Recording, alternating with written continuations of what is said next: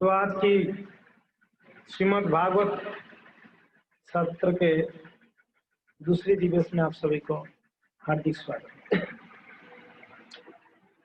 तो कल हम चर्चा किए थे कि किस प्रकार से देवर्षि नारद जो है इस भूलोक देते हुए जब गुजर रहे थे तो एक आश्चर्य दृश्य देखे उन्होंने वृंदावन में। और वृंदावन की क्षेत्र में, वृंदावन की भूमि में उन्होंने देखा एक युवती रो रही है और उनके दो पुत्र जो है वृद्ध हो चुके थे और जीर्ण शीर्ण थे और नीचे गिरे हुए थे, पड़े हुए थे और वो कन्या रो रही थी, वो युवती रो रही थी। तो नारद जी महाराज जब मिले तो उनका आश्चर्य हुआ। उनको जब पता ये चला कि ये माँ है और ये दोनों उनके पुत्र हैं, माँ के सामने दो पुत्र वृद्ध हो चुके थे। तो कन्या यानी वो युवती थी, वो कौन है? भक्ति देवी थी और उनके दो पुत्र है ज्ञान और वैराग्य। तो नारद जी बहुत ही दुखी हुए इस दृश्य को देखकर। हरि बोल जय, हरे कृष्ण। तो नारद जी बहुत ही दुखी हुए। तब नारद जी ने, तब भक्ति देवी पूछ रही है, नारद जी कह रहे हैं कि देवी ये सभी कलयुग का प्रभाव है। किनके प्रभाव है? कलयुग का प्रभाव। माँ के सामने बच्चे बूढ़े हो जाना तो कलयुग का ही प्रभाव हो सकता है। अब देखते हैं आजकल बच्चे बचपन से बाल पके रहते हैं, व्हाइट बाल आ जाते हैं। तो कलयुग का प्रभाव सुनकर भक्ति देवी कंप्लेन करते हुए बोल रही है, अरे परीक्षित महाराज जी क्यों कलयुग को पकड़कर छोड़ दिए? मार देना चाहिए था ना उनको, तो सुनना नहीं चाहिए था। परीक्षित जी के सामने कली जब दृश्य हुए, परीक्षित जी उनको छोड़ दिए। उन्होंने जब शरण लिया तो छोड़ दिए। तो भक्त पूछ रहे कि क्यों छोड़ दिए? उनको तो दंड देनी चाहिए ना, कुछ दंड नहीं दिए। तो नारद जी कहते हैं कि देवी ये कलयुग विशेष विशेष है, इसके लिए उसको छोड़ दिया गया है। विशेष है, ऐसा कलयुग में विशेष क्या है? कहते यत् फलम नास्ति तपसा योगेन समाधिना तत्फलम लभते सम्यक कलौ केशव कीर्तनात्। जो फल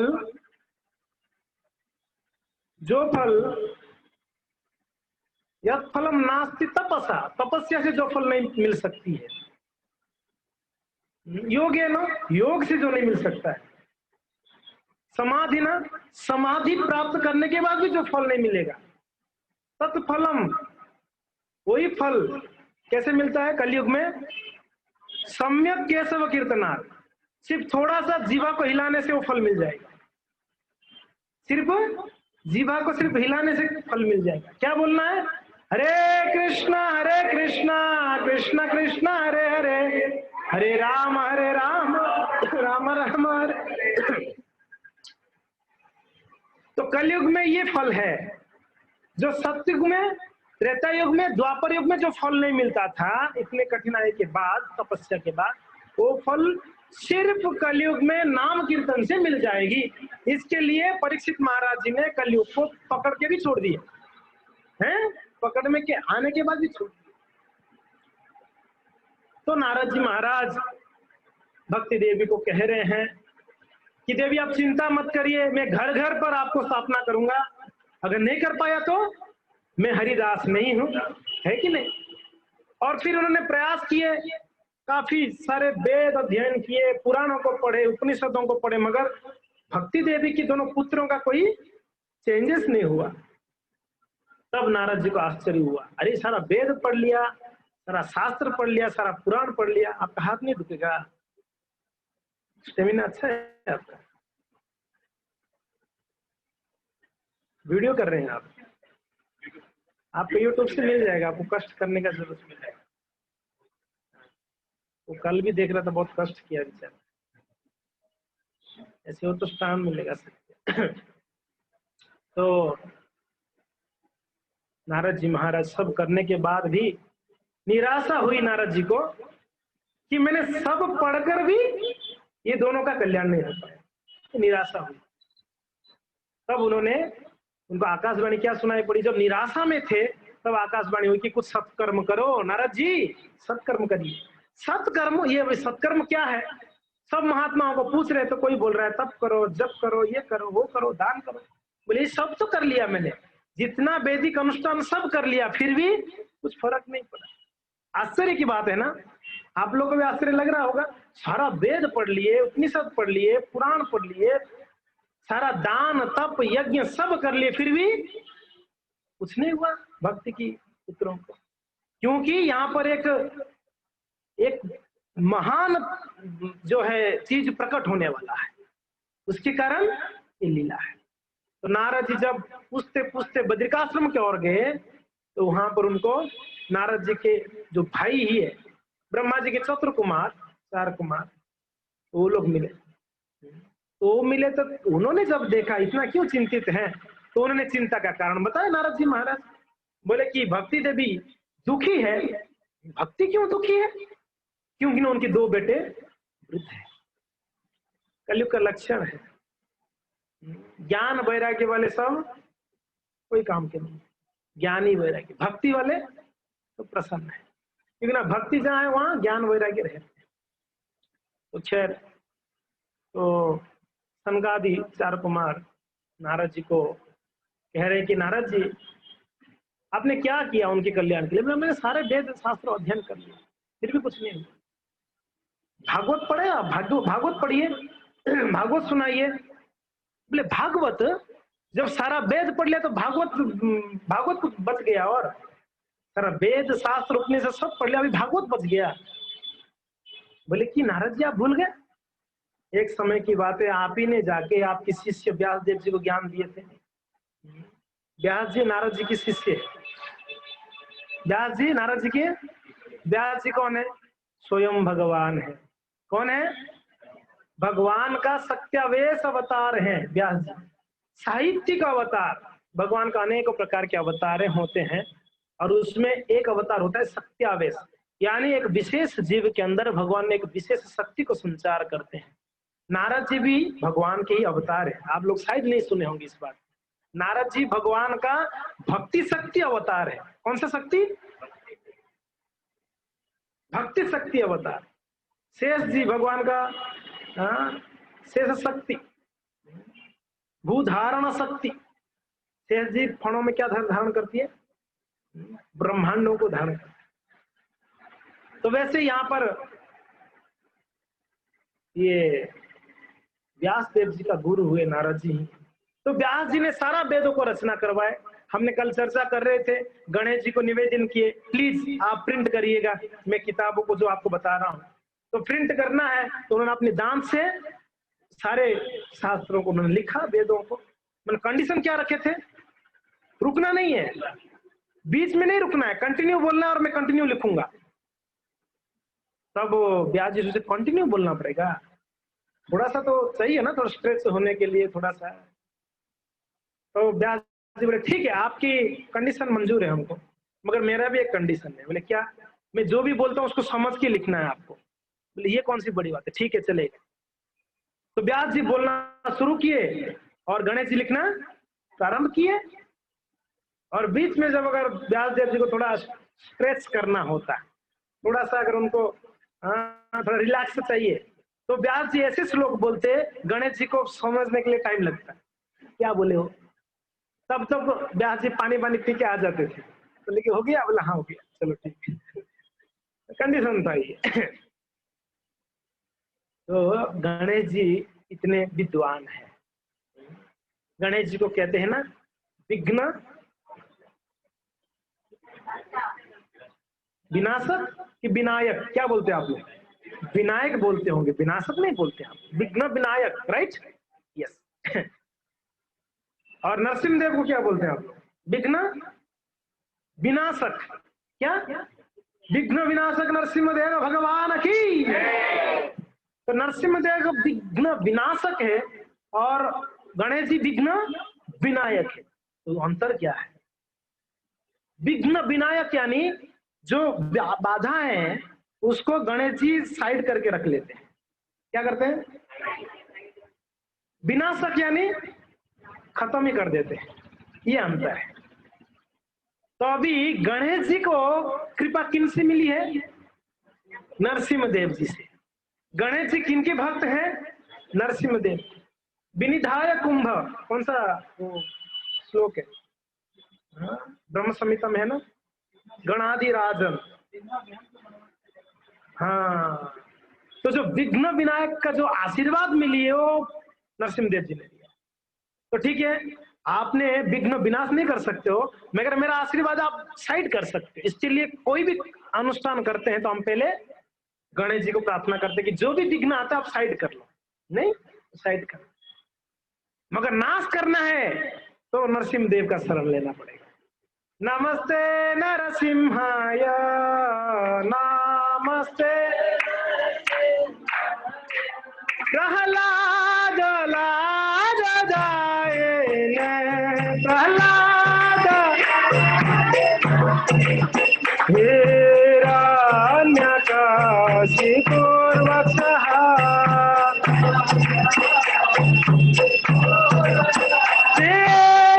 शीलाटङ्कन हलये शीलाटङ्क एतो नरसिंह परतो नरसिंहाइको यतो यतो यामि ततो नरसिंह यतो यतो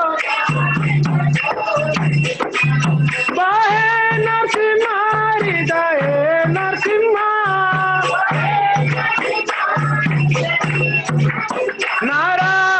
नारासिंहमादिं शरणं प्रपदे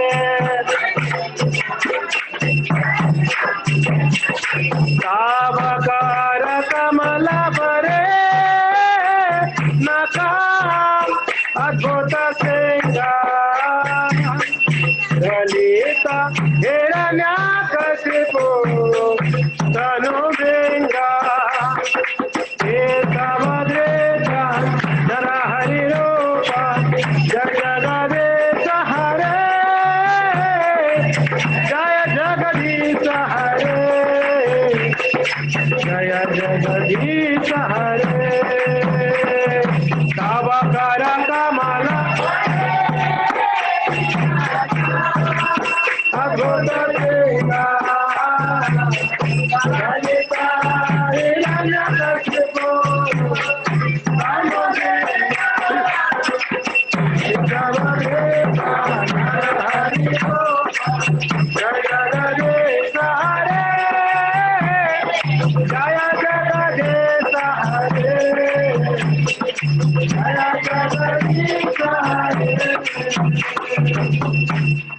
नरसिंहदेव विघ्न विनाशक है। कोई भी हम अनुष्ठान करते हैं इससे पहले गणेश जी का स्मरण या नरसिंहदेव का स्मरण करना चाहिए। तो खैर नारद जी को कहते हैं, नारद जी सनकादि बोलते हैं, आपने भूल गए जब व्यास जी सारा वैदिक संकलन करने के बाद भी दुखी थे, प्रसन्न नहीं थे। व्यास जी सब लिख लिए थे, सब रचना कर लिए थे, फिर भी व्यास जी प्रसन्न नहीं थे। तब नारद जी आके उनको बद्रिकाश्रम में नारद व्यास संवाद हुई है, और भागवत में पहला स्कंद में ही नारद व्यास संवाद है। नारद जी व्यास जी को कहते हैं, आप भागवत लिखो। व्यास जी आप क्या लिखो? आपने सारा पुराण लिखे, सारा शास्त्र लिखे, मगर भागवत जो है सारे पुराण शास्त्र कैसा है? कहते हैं कि सब में कर्म कांड है, ज्ञान कांड है, ध्यान कांड है, अलग अलग सब मिक्स है। एकदम प्योर भक्ति के बारे में कहीं वर्णन होगा वो है श्रीमद् भागवतम। इसके लिए भागवत ग्रंथ को महापुराण कहा गया है। क्यों महापुराण है? कि इसमें एकदम प्योर कृष्ण भक्ति है, प्योर कृष्ण लीला है। तो भागवत लिखो आप। तब व्यास जी ने भागवत संकलन किए, और भागवत लिखने के बाद व्यास जी को बड़ी प्रसन्नता हुई। तब नारद जी बोले, हाँ मैंने ही तो उनको बताया था भागवत लिखने। बोले तब आप ही भूल गए? लिखो आप भागवत पढ़ो। या तो आप भागवत पढ़ो या तो भागवत सुनो, दोनों में से कोई एक काम करो। या तो सुनना है या तो बोलना है, पढ़ना है कि नहीं? दोनों को सेम फल मिलेगा। बोलने वाले को जितना फल, सुनने वाले को उतना ही फल मिलेगा।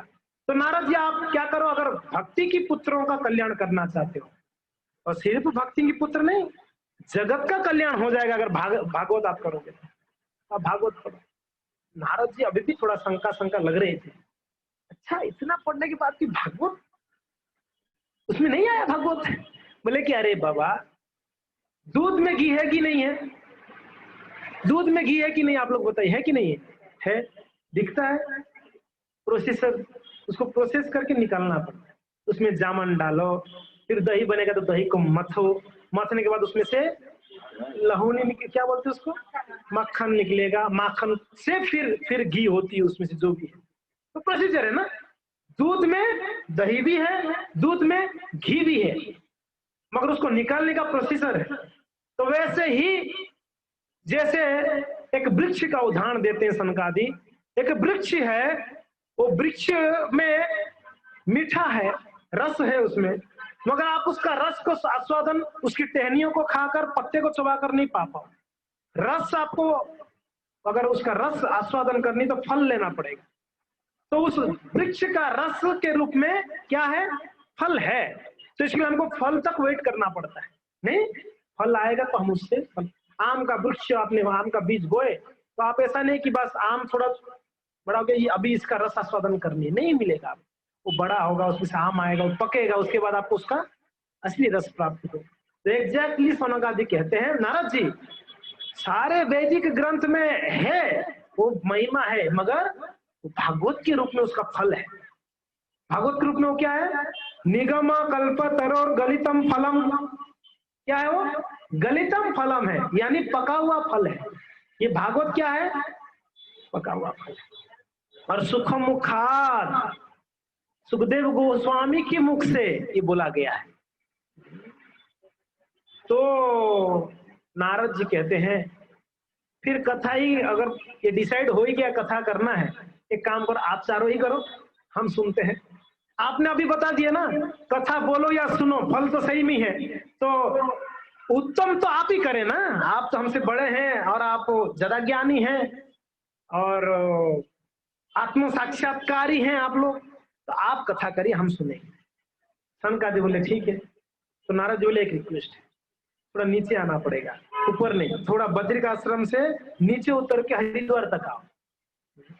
तो हरिद्वार में आनंद वन में, वहां पर ये लोग सप्तर्षि घाट, जो आनंद घाट कहते हैं, वहां पर सनकादि आए, नारद जी वहां पर बैठे, और ये खबर, पता नहीं उस समय व्हाट्सएप था नहीं, फेसबुक था नहीं, खबर कैसे फैला समझ में नहीं आया। कैसे कथा ये सब खबर फैल गई, सारे ऋषि मुनि देवर्षि राजर्षि सब लोग वहां पधार गए। बोले कि कथा हो रही है, और सुनाने वाले कौन है? ब्रह्मा जी की प्रथम पुत्र चतुर्कुमार लोग सुना रहे हैं। अरे चलो चलो चलो, सब सुन, सभी लोग आके वहां उपस्थित। और ये खबर वृंदावन तक पहुंचा, तो भक्ति देवी वहां रो रही थी, उनको पहुंचा कि कथा हो रही है, करने वाले कौन है? ब्रह्मा जी की चतुर्कुमार है। चलो चलते हैं, दोनों पुत्र को कैसे कैसे करके ले आए। तो कथा शुरुआत होने ही वाला था, सब आके बैठ गए थे बढ़िया से, फर्स्ट क्लास। भक्ति देवी आई, भीड़ में आके अंदर आके बोल रही है इनको, सनकादि को बोलते कि मैं कहाँ बैठूंगी, जगह कहाँ है, मेरा सीट किधर है, सीट रिजर्व नहीं है मेरा। बोले कि मैया आपका सीट पहले से रिजर्व है। कहाँ? बोले कहाँ पर है? बोले भक्तों का हृदय आपका सीट है, बैठ जाओ भक्तों के हृदय में। भक्ति का सीट कौन सा है? भक्तों के हृदय। भक्ति देवी भक्तों के हृदय में रहती है। ये भक्ति कोई ऐसा घोल के पिलाने वाला चीज नहीं है। आप किसी को जोर जबरदस्ती भक्ति नहीं करा सकते। करा सकते हैं, आपको करना पड़ेगा माला।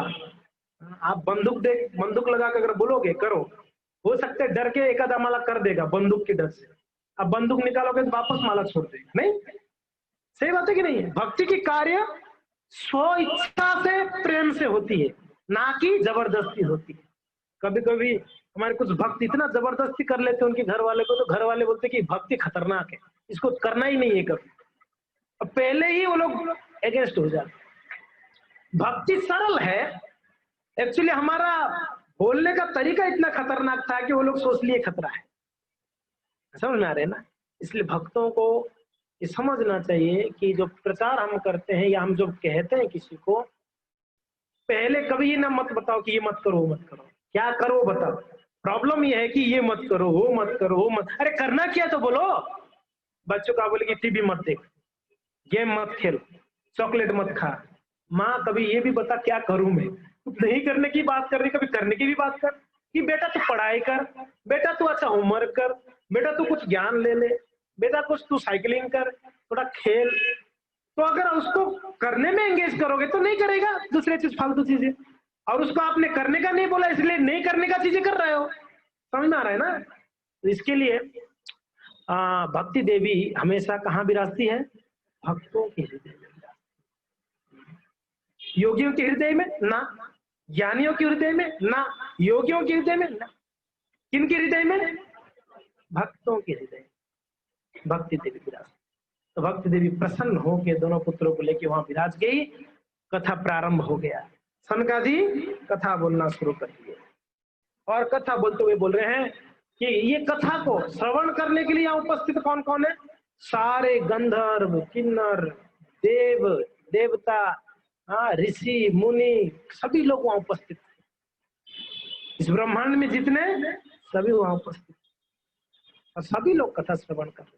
सनकादि कथा का वर्णन करते हुए कह रहे हैं, जीव तब तक संसार के दुखों को भोगेगा जब तक वो भागवत को सही सही नहीं सुन लिया है। क्या बोल रहे हैं सनकादि? जीव तब तक इस संसार में दुख भोगेगा जब तक वो भागवत को अच्छे से नहीं सुन लिया, नहीं पढ़ लिया, तब तक वो दुख। एक बार भागवत अच्छे से सुन लिया तो उसका सारा दुख समाप्त, सारा दुख समाप्त। तो सनकादि कहते हैं और दूसरा, भागवत सुनने से व्यक्ति का जन्म जन्मांतर का जो पाप कलमश है वो सारा नष्ट हो जाता है और स्वतः कृष्ण के प्रति उसका अट्रैक्शन बढ़ जाती है। क्या होता है? यत् शृण्वतो अपैरतिरित तृष्णा शुद्धेत सत्वम अचिरेण पुंसा भक्ति हरौ तत्पुरुषेत सक्षम तदेव हारम बदमन्य सेचित। कथा श्रवण से, भागवत श्रवण से क्या होती है? यत् शृण्वतो अपैरतिरित तृष्णा, ये संसार के प्रति जो हाय हाय है ना, हाय यानी जो चाहिए, जो इच्छा है संसार का, रति अरति वितृष्णा, जो वितृष्णा है, तृष्णा यानी प्यासा, तृष्णा यानी मुझे तृष्णा लग रहा है, ये प्यास, ये संसार के प्रति जो तृष्णा है वो भागवत सुनने से वो तृष्णा मिट जाती है। क्या होती है? भागवत से तृष्णा और कथा के प्रति जो अरुचि है ना, कथा में नींद आ जाती है, हाई आता है, बोरिंग लगता है, कथा सुनने से, वो कथा सुनने से ही वो अरुचि चला जाएगा। समझ में रहा मैं क्या बोला? कथा सुनने से क्या क्या फायदा है? एक तो संसार के प्रति जो तृष्णा है ना, ये चाहिए, वो चाहिए, ये चाहिए, सब कुछ चाहिए, वो तृष्णा खत्म हो जाएगी। और दूसरा, कथा श्रवण करने से दूसरा क्या होता है? जो कथा के प्रति अरुचि है हमारा, जो कड़वापन लगता है कथा, अभी यहाँ पर आप टीवी लगा दो अच्छा वाला और कोई पिक्चर लगा दो, किसी को नींद नहीं आएगा ना, बिल्कुल नहीं आएगा। या WWF लगा दो या और कुछ ऐसे लगा दो मनोरंजन वाला, घर घर की कहानी, तो अपना घर का कहानी देखते देखते कोई बोरिंग नहीं होगा। तो क्या टीवी में क्या आता है? यही आता है ना, अपना घरों का कहानी दिखाते हैं, सास बहू को कैसे पीटा, बहू ने पति को कैसे पीटा, यही सब दिखता है और उसमें बड़ा मजा लेते हैं हम लोग। आहा, सारा काम छोड़कर, सब काम छोड़कर एक आंख वाला गुरु का शरण लेते, गुरुदेव शरणागत हूं मैं तेरा। संत लोग टीवी को एक आंख वाला गुरु कहते, दो आंख नहीं, उसका एक ही आंख है, और ये एक आंख वाला काना बड़ा खतरनाक गुरु है। हाँ, दो दो आंख थोड़ी ना, उसका एक ही आंख, सबको लपेट में ले लिया। हमारा समय कितना जाता है आप लोग को पता है? मोबाइल और टीवी, ये दो चीज में कितना टाइम जाता है, कोई गिना है? एक दिन में इतना आश्चर्य हुआ, ये हमारे आईफोन में एक इसमें ऑप्शन है, आपने कितना टाइम कितना क्या यूज किया एप्लीकेशन, इसमें ऑप्शन है। मुझे पता नहीं था ऑप्शन, एक बार ऐसे ही करते करते वो खुल गया उसके। तो आपने कितना टाइम मोबाइल में लगाया, फोन कॉल्स में कितना, व्हाट्सएप में कितना, फेसबुक में कितना। तो हमने देखा व्हाट्सएप में हमारा कुछ 45 मिनट्स गया था उस दिन, रात को सोने से पहले ऐसे मेरे नजर में 45 मिनट्स। कितना माला जप हो जाएगा अनीता माता जी, कितना माला हो जाएगा 45 मिनट्स में? 6-7 माला हो जाएगा आराम से, नहीं? मैं बोला कि 6 माला बेकार गया ना। आप बताओ 45 मिनट्स के लिए मैं इतना चिंतित हुआ, और हम लोग कितना टाइम गवाते हैं। कभी आप लोग देख लीजिएगा, ऐसा कोई ऑप्शन आपके मोबाइल में होता भी होगा होता ही है, क्या उसका नाम स्क्रीन टाइमिंग, नहीं स्क्रीन टाइमिंग ऐसा कुछ है, दिखता है। देख लो आप, आपको पता चलेगा कितना टाइम वेस्ट किया मैंने। वेस्ट ही है ना। आप बताइए वो जो 2 घंटा हमने व्हाट्सएप में लगाया, कुछ मिला? देखो जी 2 घंटा में ना कम से कम 2 लाख मेरा प्रॉफिट हो गया, अकाउंट में 2 लाख आ गया। तो चलो चलेगा, आप 2 घंटा वेस्ट कर सकते हो। अगर 2 लाख आ रहा है तो 2 लाख नहीं तो कम से कम 50,000 तो आ जाना चाहिए। इतना नहीं, कम से कम 20,000 तो 2 घंटे में आना ही चाहिए ना। इतना नहीं आता, चलो कोई बात नहीं, 500 रुपए तो आ जाना तो चाहिए ना 2 घंटे में। व्हाट्सएप में अगर टाइम दिया तो आ रहा है क्या? तो फिर क्यों टाइम वेस्ट करना है? हाँ? बुद्धिमान व्यक्ति हमारे अपना समय को कभी भी नहीं गवाता है। क्षण भंगुर है इस जीवन के, भागवत आगे हम चर्चा करेंगे। जो भी है, कहने के तात्पर्य है समय बहुत बहुत बहुत हमारे लिए मूल्यवान है। जो समय हमारे पास है, ये टाइम इतना मूल्यवान है, एक बार हमारा हाथ से निकला वापस हमको कभी नहीं मिले। आज का जो समय यहाँ रखो,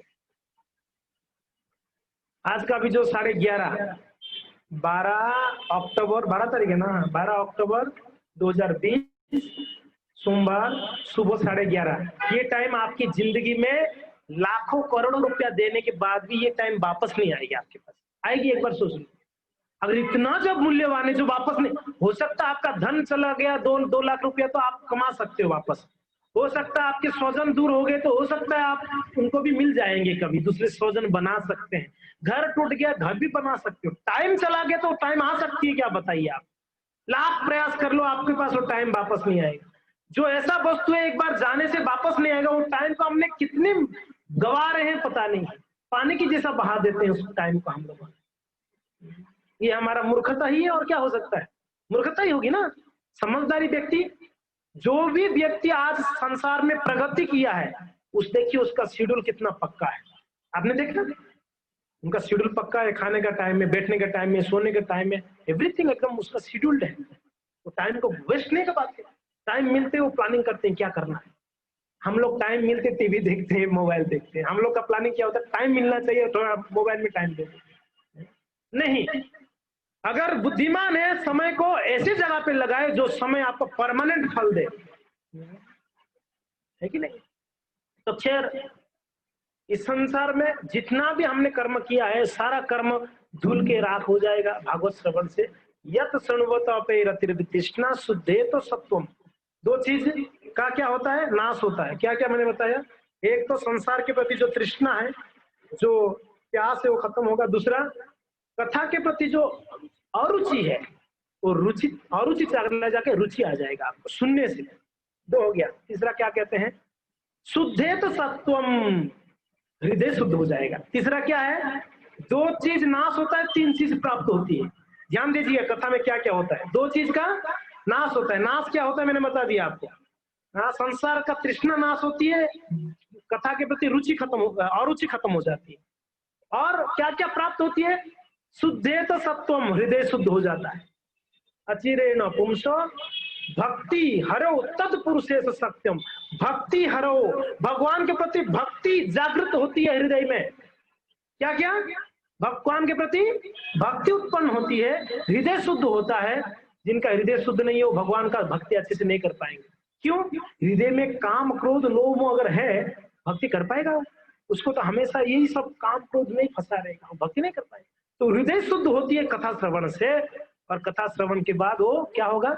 भगवान के प्रति उसका जो प्रेम है, असली प्रेम, वो जागृत हो जाएगा। 2 नाश हुआ, 3 प्राप्त हुआ। 2 चीज प्राप्ति का बोला मैंने, क्या क्या हृदय शुद्ध होती है, और दूसरा भगवान के प्रति जो प्रेम में जागरूक होता है, और तीसरा तत्पुरुषेश सक्षम, आपकी भक्तों के साथ मित्रता बढ़ जाएगी। कथा सुनने से और एक क्या फायदा होती है, भक्तों के प्रति मित्रता। अभी हम लोग का मित्रता कहाँ है, संसारी लोगों के प्रति हमारा मित्र भाव है, कर्मियों के प्रति है कि नहीं, मगर कथा श्रवण से भक्तों के प्रति हमारा मित्रता बढ़ जाएगी।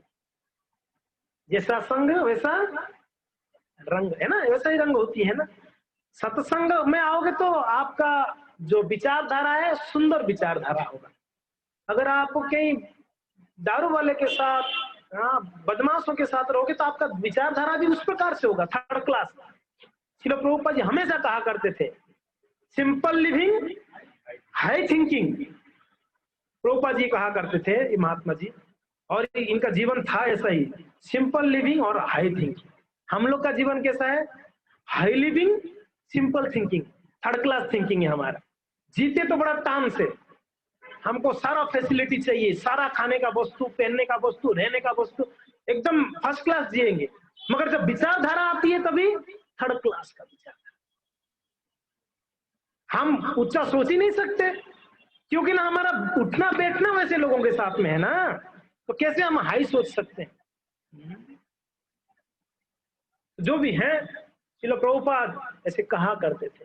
तो यहाँ पर कथा का महिमा बताते हैं कि सारे पाप उनका खत्म हो जाता है और इस संसार के प्रति उसका जो है विरक्ति उत्पन्न होती है। और कहते हैं भागवत सुनने से जो पवित्रता मिलती है वो कोई दूसरा तीर्थ में, धाम में, शास्त्र में कहीं से प्राप्त नहीं होगा जो भागवत सुनने से जो पवित्रता मिलती है। बोला श्रीमद् भागवतम की। आप अलग अलग तीर्थों में जाओगे, मान लो गंगा में जाओगे, गंगा का महिमा आप जानते हैं, गंगा में डुबकी लगाओगे तो क्या होगा, सारा पाप धुल जाएगा, नहीं धुल जाएगा? कितना लोग विश्वास करते हैं पाप धुल जाता है गंगा में जाके डुबकी लगाने से?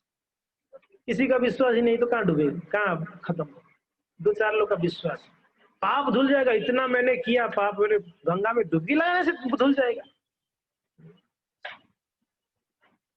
पार्वती जी महादेव जी दोनों बात कर रहे थे। महादेव जी बोल रहे हैं कि देवी जो भी हो, हम लोग कैलाश में रहकर भी जो आनंद प्राप्त नहीं कर पाते हैं, जो फायदा जो क्या है, जो मिलना है, जो आस्वादन करना है, नहीं कर पाते हैं। यानी हम कैलाश में होकर भी भाग्यवान नहीं है, जो भारतवर्ष में लोग भाग्यवान है। इतना हमसे ज्यादा भाग्यवान भारतवर्ष के लोग हैं। पार्वती बोले ऐसे क्यों बोल रहे, हम तो उच्च लोक में रहते हैं, कैलाश लोक में ऊपर के लोग है ना, भारतवर्ष कहाँ पर है, ये मर्त्य भूमि में है। बोले आप बोल रहे हैं कि भारतवर्ष के लोगों का अच्छा है, कल्याण ज्यादा अच्छा होता है, उनका भाग्यशाली वो लोग। बोले कि देवी सबसे बड़ी सुंदर बात यह है कि भारतवर्ष के लोग गंगा तट में रहते हैं। कहाँ रहते हैं? गंगा जी बहती हैं, और वो गंगा जी कहाँ से आया है? महादेव जी जटा से निकली, ऊपर के लोग से आकर महादेव की जटा में समा गई थी, अब जटा से निकलकर इस पूरा भारतवर्ष को पवित्र करते हुए बह रही है। बोले देखो भारतवर्ष के लोग भारत भूमि में पाप करते हैं जरूर है, मगर गंगा में डुबकी लगाने का मौका मिलता है उनको, और गंगा में डुबकी लगाते ही सारा पाप। पार्वती जी बोले प्रभु सत्य बात तो ये है, डुबकी लगाने से पाप धुलता है जरूर, मगर विश्वास हो तब ना, जिनका विश्वास ही नहीं है उनका क्या पाप धुलेगा? तो बोलते ऐसे क्यों बोलेंगे? बोले कि सच बात है महादेव जी को, बोले सच बात है प्रभु, विश्वास ही नहीं लोगों का। अच्छा परीक्षा करने चलते हैं कैसे विश्वास नहीं। इन दोनों का, शिव पार्वती का तर्क हुआ, ये बोलते ऐसे कैसे हो सकता है, विश्वास? बोले नहीं विश्वास नहीं। चलो देखो, दोनों वृद्ध बन गए गंगा के तट पर। एक कीचड़ का खड्डा, कीचड़ था उसमें, ये महादेव जी बूढ़े बाबा हो गए और उस कीचड़ के खड्डे में बैठ गए, और ये माता जी, वृद्ध माता जी जो पार्वती जी थी, वो तट पर खड़े होकर रो रही है, और कोई मेरे पति को बाहर निकालो, कीचड़ में डूब रहे हैं, बाहर निकालो करके रो रही है। गंगा के तट पे थे, तो जो भी गंगा में स्नान करने आते, स्नान करके वहां से गुजरते, तो देखते बूढ़ी माँ रो रही, बोले क्या हो गया मैया? बोले कि मेरा पति देव कीचड़ में गिरे हुए हैं, आप कृपया इनको बाहर निकाल दो। तो जाते उनको निकालने, बोले बाबा हाथ लाओ। बोले जा, आगे अशुद्ध कहीं का, पापी कहीं का, छी तेरे को नहीं छूना, जा। बोले एक तो बूढ़ी रो रही है तेरे को बाहर निकालने के लिए, ऊपर से मैं जब हाथ मांगता तू बोलता है कि तू पापी, जा तेरे को नहीं छूंगा। बड़ा आया ये बूढ़ा, पापी करके बोल रहा है, नहीं निकल, ठीक है मैं जाता हूँ, चला जाता। दूसरा व्यक्ति आता, वो बोलता बाबा चलो हाथ दो, रह तू पापी है, गुस्से से चला जाता। सुबह से शाम तक एक भी व्यक्ति उनको नहीं निकाला, सब गुस्से से। महादेव जी बोलते कि तू पापी है, तू दुराचारी है, तू बदमाश है, तो गुस्से से चला जाता। संध्या हो रहा था, एक ग्वाला, गाय चराने वाला ग्वाला, गाय चराते हुए नदी में, गंगा में डुबकी लगाकर, कुछ नहीं, एक बस गमछा डाला हुआ है, एक धोती पहना हुआ था, बस लठिया लिया हुआ निकल रहा था। बूढ़ी रो रही थी, बोले क्या हो गया मैया? छोटा लड़का, बोले मेरा हस्बैंड, मेरा पति देव गिरे हैं, कचरे से निकाल दिया। वो आया, लड़का बोले कि बाबा हाथ लो। बोलते जा, कहाँ से आ गया पापी कहीं का। बोले बाबा क्या बात कर रहा है, सब दिखा नहीं क्या, अभी अभी गंगा में डुबकी लगा के आया, सारा पाप धुल के आया हूं, चल ज्यादा बड़बड़ मत कर, हाथ लाकर, हाथ पकड़ के बाहर खींच के निकाल। तब शिव पार्वती प्रकट हो गए, बोले कि बेटा तू ही सही में तेरा सारा पाप धुला, क्योंकि ना तेरा विश्वास है इसमें डुबकी लगाते हुए, जाओ बताओ क्या बरसाई। बोले कि बास मुझे जीवन भर गंगा के तट पे बास मिल जाए, और क्या चाहिए। तो विश्वास जरूरी है जी, विश्वास नहीं होगा तो गंगा भी क्या करे, अविश्वास है। हाँ? विश्वास है। और ये शास्त्र में वर्णन है, ये गंगा जी कोई साधारण थोड़ी, भगवान का चरण धुला हुआ जल, चरणामृत जिनको हम कहते हैं, वो चरणामृत है गंगा जी, चरणामृत है। भगवान का चरण धुलते हुए आया तो चरणामृत हो गई ना। तो खैर कहते हैं कि ऐसा कोई, और मैंने ये कह रहा था, आप गंगा में डुबकी लगा के आओगे पाप तो धुल जाएगी, मगर जो पाप करने का प्रवृत्ति है हमारे अंदर, वो धुलती थोड़ी ना है। वापस आके वापस हम क्या करने लगते हैं, वापस पाप करने लगते हैं। साल भर करेंगे, साल में एक बार जाएंगे, डुबकी लगाएंगे, पाप धुलेंगे, वापस आएंगे, वापस पाप करेंगे, वापस धुलेंगे, ये तो चलता ही नहीं। पाप करने का प्रवृत्ति हृदय से, मगर भागवत ऐसा गंगा है, इस गंगा में कोई डुबकी लगाता है, उसका पाप करने का प्रवृत्ति के साथ सारा पाप धुल जाता है। बोलो श्रीमद् भागवतम की ये महिमा है, ये महिमा है। भगवान श्री कृष्ण जब इस संसार से अपनी लीला खत्म करके वापस जा रहे थे, तो तब उद्धव जी आके पूछे, प्रभु आप चले जाओगे तो धर्म किसका शरण लेगा? आप हो करके धर्म आपका शरण लिया हुआ है, आप चले जाओगे तो धर्म किसका शरण लेगा? भगवान बोले धर्म भागवत का शरण ले। किसका? और हे उद्धव आप ये बिल्कुल नोट करके रखना, मेरे में भागवत में कोई अंतर, मैं स्वयं ही भागवत के रूप में प्रकट हो रहा हूं कलयुग में, और धर्म मेरा शरण लेगा भागवत का। ये भागवत और कुछ नहीं है, क्या है? स्वयं। इसके लिए कहते हैं भागवत को बांगमय मूर्ति। भगवान का ये बांगमय मूर्ति, यानी वाणी वाला मूर्ति। समझ में आ रहा है? ये कोई पेपर वाला किताब मत समझो इनको, ये स्वयं भगवान है, स्वयं भगवान है। तब कथा चल रही थी, तब तक कथा का महिमा बता रहे थे। ये कथा से हर प्रकार के लोगों का कल्याण है। किसका किसका कल्याण होता है? तो कहते हैं पापी, दुराचारी, क्रोधी, कुटिल और कामी, असतवादी, मातृपितृ निंदक, दंभी, हिंसक और शराबी, ब्रह्म हत्यारा, चोर, गुरुपत्नी गामी, निर्दयी, क्रूर, व्यभिचारी, ये सबका कल्याण होता है भागवत सुनने से, सबका।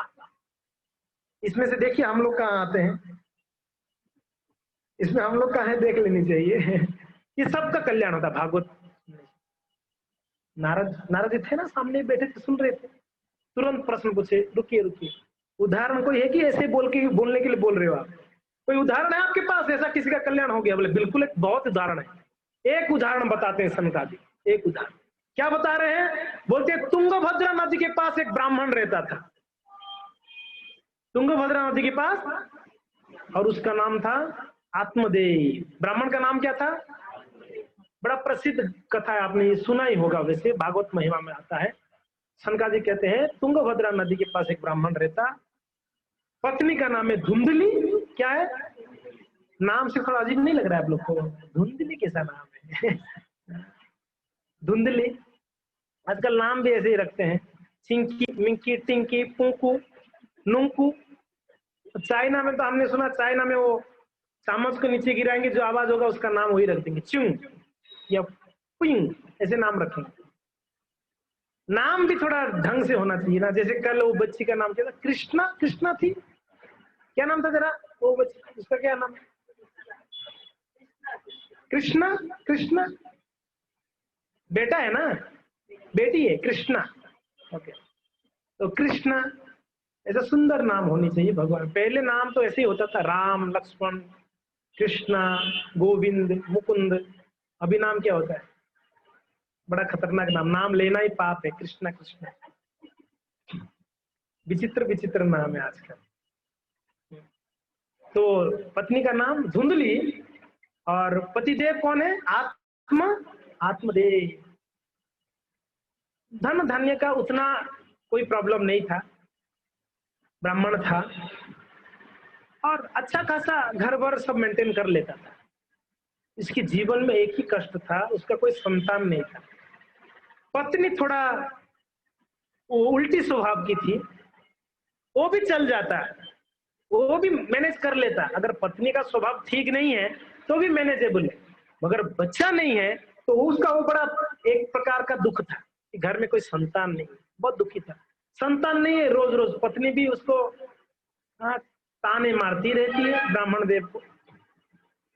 तो ताना सुनते सुनते बड़ा परेशान हो गया था।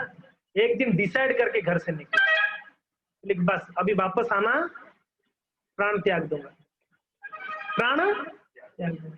तो सोच के निकला, वहां से जंगल में गया, नदी के तट पर जंगल में गया। बोला बस इसे यहीं पर आज मैं तो समाप्त हो जाऊंगा, घर पे जाना नहीं। क्यों? घर में जाओ तो हमेशा किचर किचर किचर किचर किचर चलता रहता है, झगड़ा और टेंशन। कितना भी लाओ पत्नी संतुष्ट नहीं है, क्या करो? देखिए, जो गृहिणी है घर में, वो घर को घर नहीं कहा जाता, शास्त्र के अनुसार मैं कह रहा हूँ। उस घर को घर नहीं कहा जाएगा जिस घर में गृहिणी नहीं है, यानी पत्नी नहीं है, उसको फिर गृहस्थ नहीं कहा जाएगा, पत्नी जरूर। और पत्नी भी सुशील, शांत स्वभाव की। मुंडी सिर्फ हिला सकते, बाकी कुछ नहीं कर सकते आप लोग, ठीक है? हाँ, बाकी कुछ हमारे हाथ में है क्या है बताइए? कोई हमारे हाथ में नहीं है। शांत सुशील पत्नी। अब ये अगर किसको मिली है तो ये बड़ा सौभाग्य की बात है, नहीं मिली तो दुर्भाग्य। तो माताओं का प्रश्न होगा, पति भी तो होना चाहिए ना वैसा। आप सिर्फ पत्नियों का ही कमी दिखा रहे, पतियों का क्या है? 100% सही बात है, पति भी ऐसा होना चाहिए जो बिल्कुल पत्नी को जो चाहिए उसको देते हो, उनको सुरक्षा देते हो, उनको हर एक भरण पोषण करते हो, तब पति है। और उसी पत्नी को वैसा होना चाहिए। तो कहते हैं कि जब पत्नी नहीं तो घर, उसको गृहस्थ तो नहीं कहा जाएगा, घर नहीं है वो। कहते हैं वो घर घर नहीं है जहां पत्नी नहीं है कि नहीं? तो पत्नी, वो भी अगर ऐसे पत्नी मिल जाए वो व्यक्ति को जो हमेशा झगड़ा करती रही, तो व्यक्ति का नरक ही यही घर पे ही नरक देख लेगा। ये घर पे वो नरक जाने का जरूरत नहीं, यही नरक है उसके लिए। घर में अगर शांति है उसके लिए घर ही स्वर्ग है। अगर घर में हमेशा झगड़ा है तो घर ही उसके लिए नरक है, और क्या है कि नहीं? और ये आत्मदेव के लिए नरक था कि स्वर्ग था, बताइए आप? नरक के बराबर था। बोला कि यहाँ जीना ही बेकार है, बस मर जाओ। तो बस जंगल में पेड़ के नीचे बैठ के रो रहा था, बस आज तो खत्म हो जाऊंगा, मर जाऊंगा। एक महात्मा जी वहां से गुजर रहे थे, इनका नजर पड़ गया आत्मदेव का। अरे महात्मा जी जा रहे हैं, और तुरंत जाके महात्मा जी के चरण पकड़ लिए। होता है ना, कभी कभी इतना दुखी होते हैं ना, अगर ऐसा कोई मिल जाए जिनके सामने दुख बोल पाए, भवक भवक के बोलने लगते हैं ना, सब खोल देते हैं कि ऐसे हुआ मेरे साथ, ऐसे हुआ, मुझे ऐसे बोला हो, ऐसे बोला। तो ये ब्राह्मण का तो दुख है, किसको बता नहीं पा रहा था हृदय का दुख। पत्नी को पता है, पत्नी सुनने को तैयार नहीं है। उल्टा सुना देती है, और गांव में और किसके साथ तो बोल नहीं पाता था। तो उसने वो जो महात्मा जी मिले, उनके चरण पकड़ के रोने लगा। महात्मा जी बोले कि भाई क्या क्या हो गया, डर गए। बोले कि क्या हुआ, बैठे पेड़ के नीचे, हुआ क्या, क्या बता। तो बताया कि मेरा जीवन एकदम नरकगामी हो गया है, पत्नी हमेशा चिड़चिड़ापन, हमेशा कष्ट देती है, दुख देती है, डांटती है, झगड़ा करती है, और सबसे बड़ा दुख तो मेरा जीवन में ये है कि महात्मा जी मेरा कोई संतान नहीं है इतना साल। महात्मा जी सोच रहा है किसको बोल रहा है, मैं खुद घर बार छोड़ के संत बना और बच्चा के लिए मेरे को पकड़ा है, मेरे चरण को। हनुमान जी को जाके बोलते, हनुमान जी बच्चा दे दो। भाई खुद ब्रह्मचारी हो, अब उसको बोल रहे बच्चा दे दो, वो कैसे बच्चा देगा। मनु मनु महाराज जी को स्मरण करने, मनु जी आप मनुष्य को उत्पन्न किए तो संतान हमें दे दो, हो सकता है कि। तो कभी कभी हम रॉन्ग नंबर लगा देते हैं।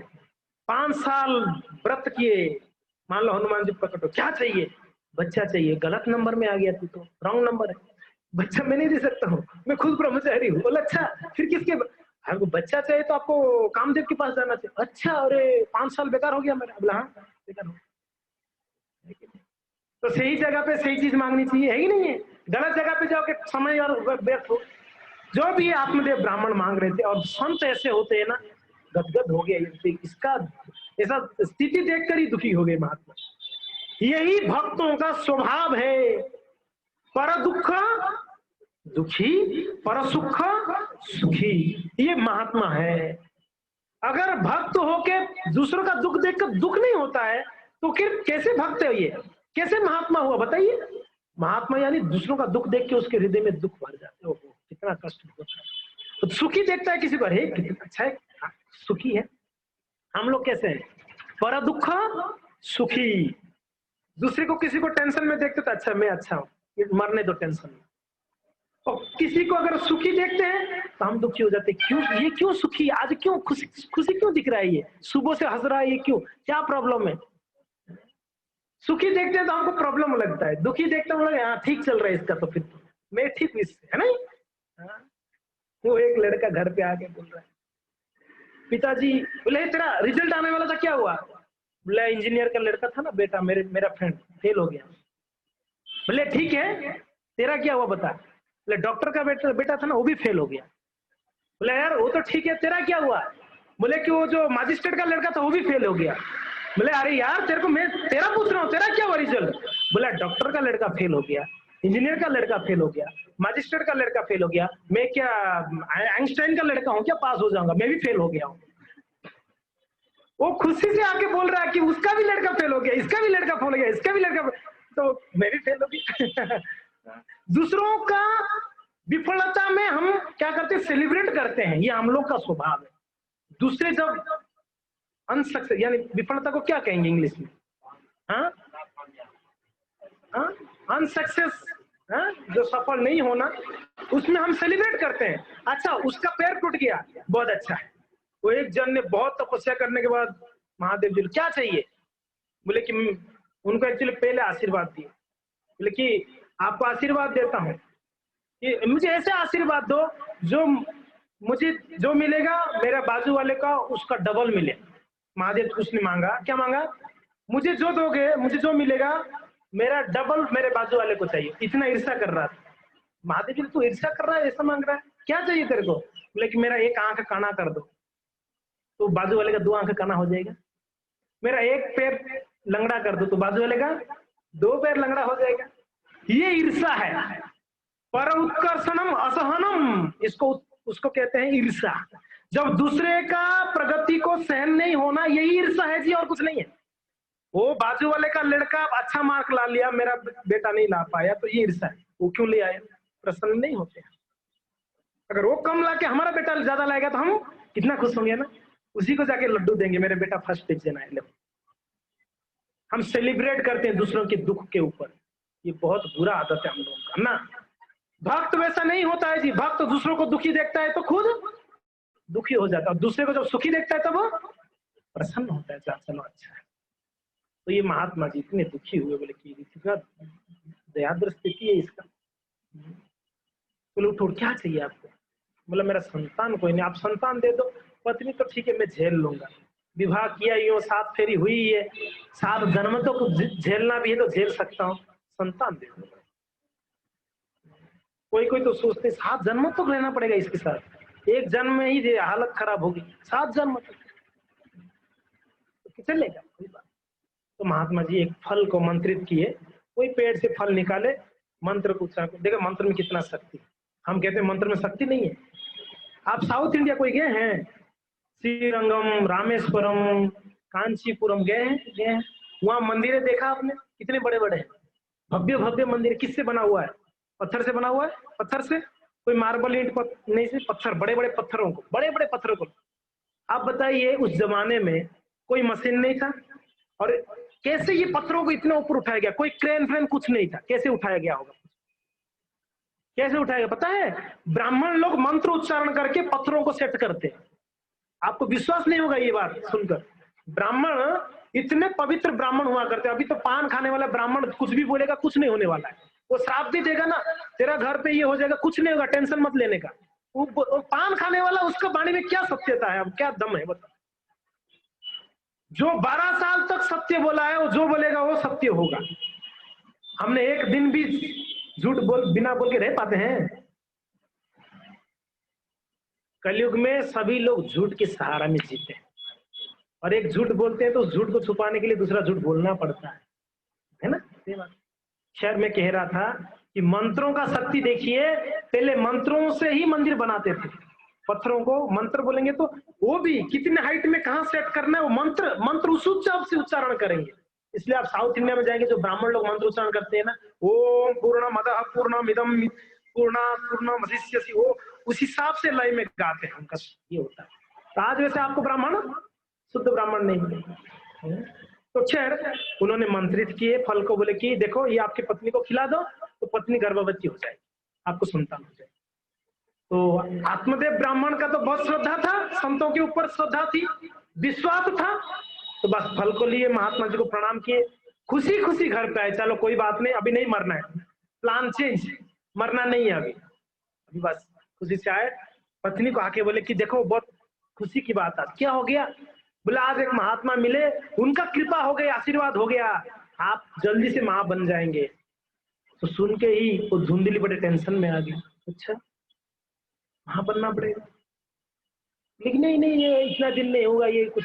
अरे नहीं, उन्होंने फल दिया है मंत्रित करके, इसके खा लो।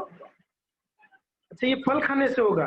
नहीं खाऊंगी तो? बोले नहीं नहीं खाना पड़ेगा, पक्का ना? बोला हाँ पक्का। बोला हाँ, तो ले ली फल। ठीक है ठीक है। बोले खाओ, थोड़ा स्नान वान करूंगी। वो धुंधली ऐसे थी, स्नान ही नहीं करती थी, गंदी थी बहुत। हम में से भी कुछ ऐसे रहेंगे, सुबह उठ के स्नान नहीं करते। सुबह उठ के पहले काम स्नान करना चाहिए, नहीं तो घर में सब अपवित्र हो जाता है। स्नान क्यों करना चाहिए सुबह उठ के? क्या जरूरी है? रात को जब सोते हैं तो हम मर जाते हैं। क्या होते हैं? कितना घंटे के लिए? 8-10 घंटे के लिए मर जाते हैं। मरना यानी संसार का कुछ नहीं दिखता हमको। रात को सोते हैं तो सो जाते, तो बस खत्म, पता ही नहीं चलता है कहाँ चोरी हुआ, कहाँ डकैती हुई, कौन मरा है ना। सुबह न्यूज़पेपर से पता चलती है हमको। तो एक प्रकार से हर रोज मरते हैं हम, हर रोज जगते हैं हम, हर रोज मरते हैं हम। तो मरने के बाद उठते हैं तो शरीर तो अशुद्ध रहता ही ना, स्नान कर। और दूसरा पवित्रता कैसे? बॉडीली, मन तो पवित्र नहीं है ये तो ठीक है, कम से कम बॉडीली प्यूरिटी तो मेंटेन करनी ही चाहिए हम लोगों को। तो शरीर से पवित्र होने के लिए सुबह उठ के स्नान करना है। और दूसरा है क्या करना है? कपड़ा जो पहनेंगे वो स्वच्छ होना जरूरी है, धुला हुआ, ना कि कल को जो पहने थे उसी पे कपड़ा को पहन लिया ना, स्वच्छ कपड़ा पहने। तब आपका मन कम से कम सत्व गुणी में आएगा, तब आप भगवान का आरती पूजा कुछ कर सकते हैं। तब आप क्वालिफिकेशन मिलती है, क्वालिफाइड हो गया।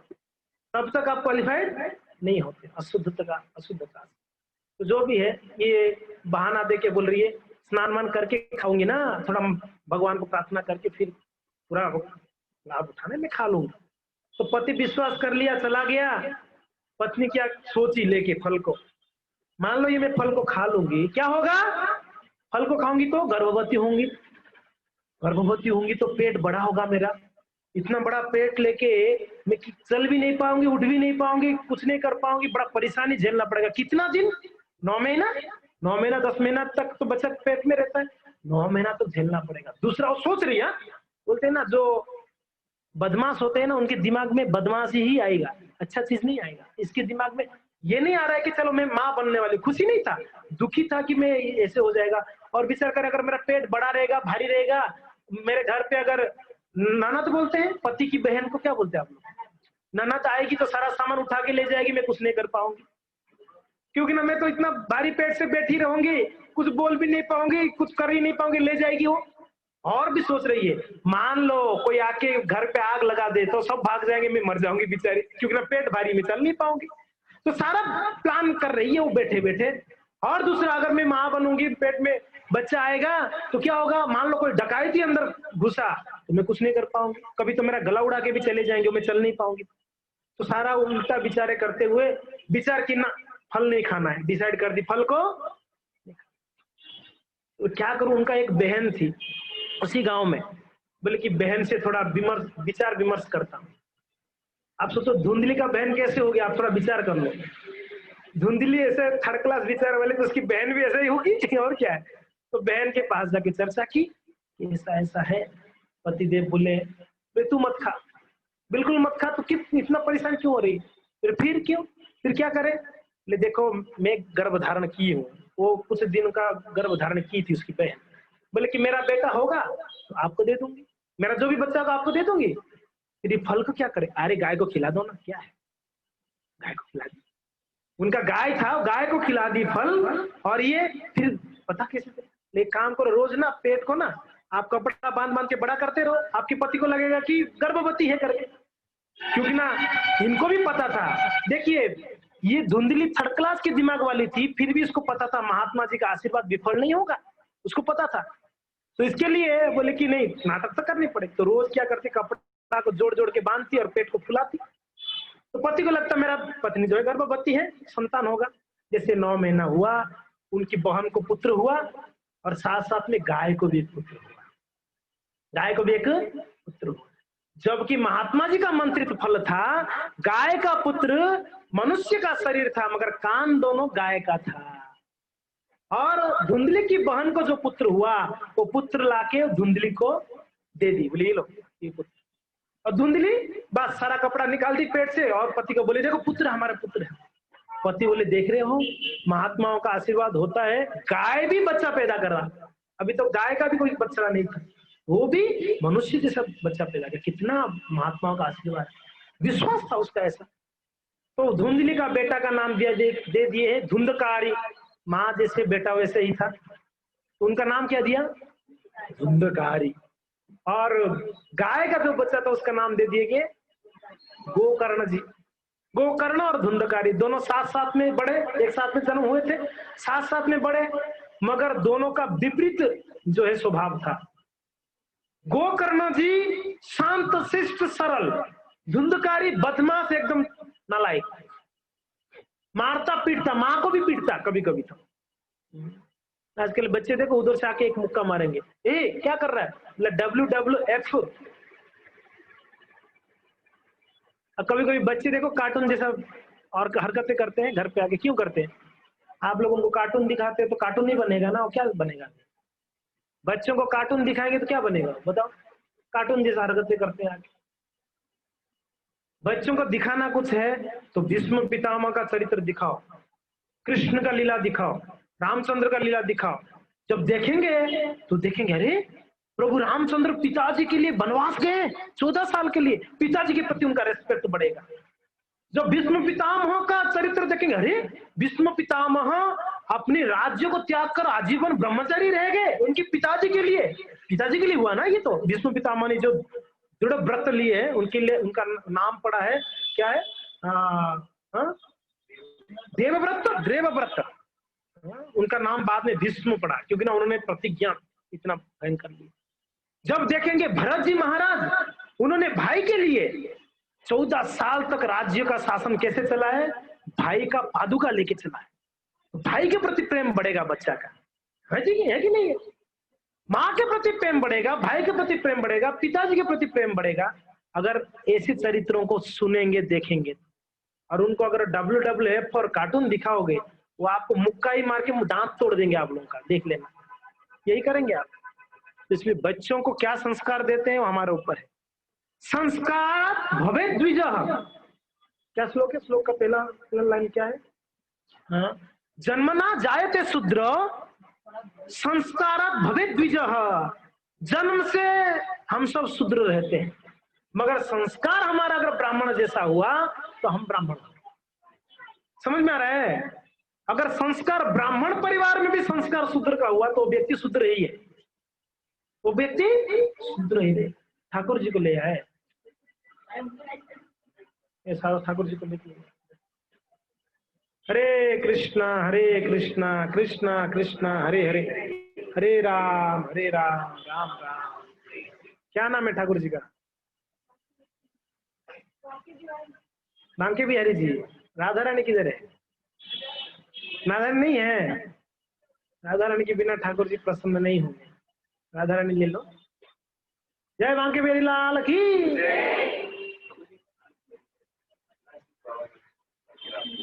अच्छा, ऐसा उन्हीं के आशीर्वाद से बोल पा रहा हूँ।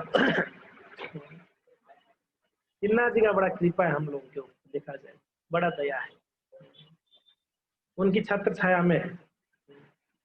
एक समय मैंने भक्तों को बोल रहा था कि हर जगह पे इतने कोरोना का केस आ रहा था, उदयपुर में एक नहीं था। तो मतलब कि उदयपुर अभी तक बचा है सिर्फ श्रीनाथ जी की कृपा से।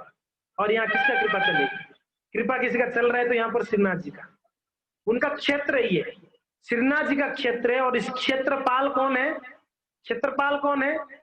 एकलिंग जी महाराज जी क्षेत्रपाल है जी यहाँ का। उस क्षेत्र का ध्यान रखना एकलिंग जी का काम है। और क्षेत्र किसका है? श्रीनाथ जी महाराज जी का।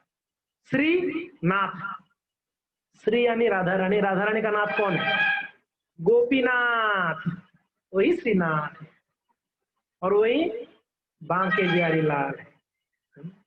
आप लोग वृंदावन में जाएंगे तो वहां बांके बिहारी लाल दर्शन किया आप लोगों ने? वृंदावन में वहां देख रहे हैं बार बार पर्दा बंद कर दिया जाता है। आप लोग को अनुभव है कि नहीं अनुभव है? क्यों पर्दा बंद करते हैं पता है? तो एक संत आए थे, एक भक्त, इतना प्रेमी थे, बड़े प्रेम से देखे बस भगवान को, कितना सुंदर है ठाकुर जी महाराज। प्रेम से देखे तो बांके बिहारी बोले चल तेरे घर पे आता हूँ मैं। तो चलो चले गए उनके पीछे पीछे। पुजारी भोग लेके आया, भोग लगाने ठाकुर जी थे नहीं अल्टर में। कहाँ गए बांके बिहारी जी? कहाँ है? तो देख रहे तो एक आदमी के साथ जा रहे, ले बांके बिहारी कहाँ जा रहे हो, इधर आओ। बोले कि नहीं यार, ये बड़ा प्रेम से देख रहा था, इसके पास जाना चाहता हूँ मैं। बोले यार ये क्या बात हो गई? वो दौड़ के जाके हाथ पकड़े, बोले चलो ऐसे मत करो, चलो लाके बिठाए वापस। बोले ऐसे करोगे? कोई प्रेम से देखेगा उनके पीछे चले जाओगे?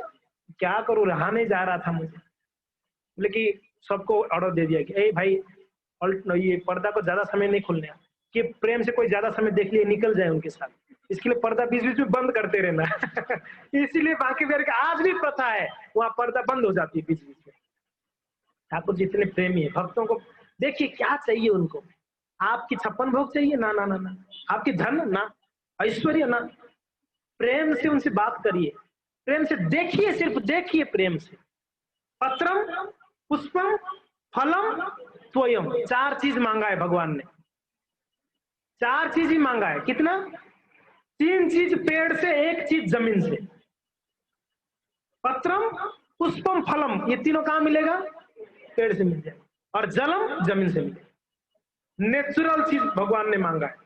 कहीं आपने देखा मटनम चिकनम अंडनम कहीं बोले भगवान ने? कहीं गीता में पत्रम पुष्पम फलम तोयम बोला गया। पत्र पुष्प फल और जल, तोयम यानी जल, कंडीशन अप्लाइड। आगे क्या बोलते हैं?